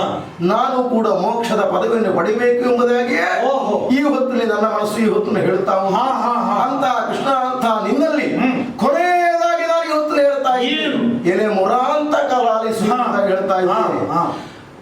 ಧರ್ಮಕ್ಷೇತ್ರವಾದಂತ ಕುರುಕ್ಷೇತ್ರಕ್ಕೆ ನಾಡಿನಲ್ಲಿ ಪಾಂಡವರನ್ನು ಒಡಗೂಡಿಕೊಂಡು ನೀನು ಬರಬೇಕು. ಸರಿ. ನಮಗೂ ಆ ಪಾಂಡವರಿಗೂ ಘನಘೋರವಾದಂತಹ ಸಂಗ್ರಾಮ ನಡೆಯುವುದಕ್ಕಿದೆ. ಆ ಸಂಗ್ರಾಮ ನಡೆಯುತ್ತಿರುವಂತಹ ಸಂದರ್ಭದಲ್ಲಿ ಕೊನೆಯ ಕಾಲದಲ್ಲಿ ಎಣ್ಣೆಯ ಶಿರವನ್ನು ನಿನ್ನ ಆ ಪಾದಕ್ಕೆ ಸಮರ್ಪಿಸುವೆ. ಇದು ದಿಟ್ಟವಲ್ಲವೇ ಎಂಬುದಾಗಿ ಹೇಳ್ತಾ ಇದ್ದೇನೆ. ಇದಕ್ಕೆ ಅಳುಪುವವನು ನಾನಲ್ಲ. ಹೊಂಬಟ್ಟದಲ್ಲಿ ರಣವೀಳ್ಯವನ್ನು ಎತ್ತಿದ್ದೇನೆ. ಸ್ವೀಕರಿಸಬೇಕು, ವೀರೋಚಿತವಾಗಿ ಸ್ವೀಕರಿಸಿದ್ದೇನೆ. ಆದರೆ ಒಂದು ಮಾತನ್ನು ಈ ಆಸ್ಥಾನದಲ್ಲಿ ಹೇಳಬೇಕು. ಆಚಾರ್ಯ ಭೀಷ್ಮರು, ಆಚಾರ್ಯ ಕೃಪರು, ಆಚಾರ್ಯ ದ್ರೋಣರು ಮೊದಲಾದ ಹಿರಿಯರು ಕೇಳಿಸಿಕೊಳ್ಬೇಕು. ಈ ಪ್ರಸಂಗದಲ್ಲಿ ಅಪರಾಧಿ ನಾನಲ್ಲ, ಅಪರಾಧವೂ ಎನಗಿಲ್ಲ.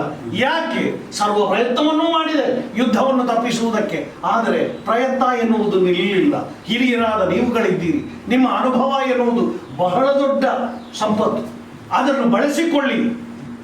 ಈತನ ಮನಸ್ಸನ್ನು ತಿದ್ದುವುದಕ್ಕೆ ಸರ್ವ ಪ್ರಯತ್ನವನ್ನೂ ಮಾಡಿ ಯಾವ ಕ್ಷಣದಲ್ಲಿಯೇ ಆದರೂ ಯುದ್ಧವನ್ನು ತಪ್ಪಿಸುವುದಕ್ಕೆ ನಾನು ಸಿದ್ಧರಿದ್ದೇನೆ. ಒಂದು ವೇಳೆ ನಿಮ್ಮ ಮಾತಿಗೆ ಒಡಂಬಟ್ಟು ಇವನು ಸಂಧಾನಕ್ಕೆ ಒಪ್ಪುತ್ತಾನೆ ಅಂತ ಆದರೆ ಪಡೆದ ರಣವೀಳ್ಯವನ್ನು ಮರಳಿಸುವುದಕ್ಕೆ ನನಗೆ ಗೊತ್ತಿದೆ. ಆದ ಕಾರಣ ಸದಾಶಯದಲ್ಲಿ ಇನ್ನೂ ಇರ್ತೇನೆ. ಕೊನೆಯ ಕ್ಷಣದವರೆಗೂ ಪ್ರಯತ್ನಿಸ್ತೇನೆ. ಅಲ್ಲಿಯವರೆಗೆ ಪ್ರಪಂಚಕ್ಕೆ ಮಂಗಳವಾಗಲಿ ಅಂತ ನಾನು ಭಗವಂತನ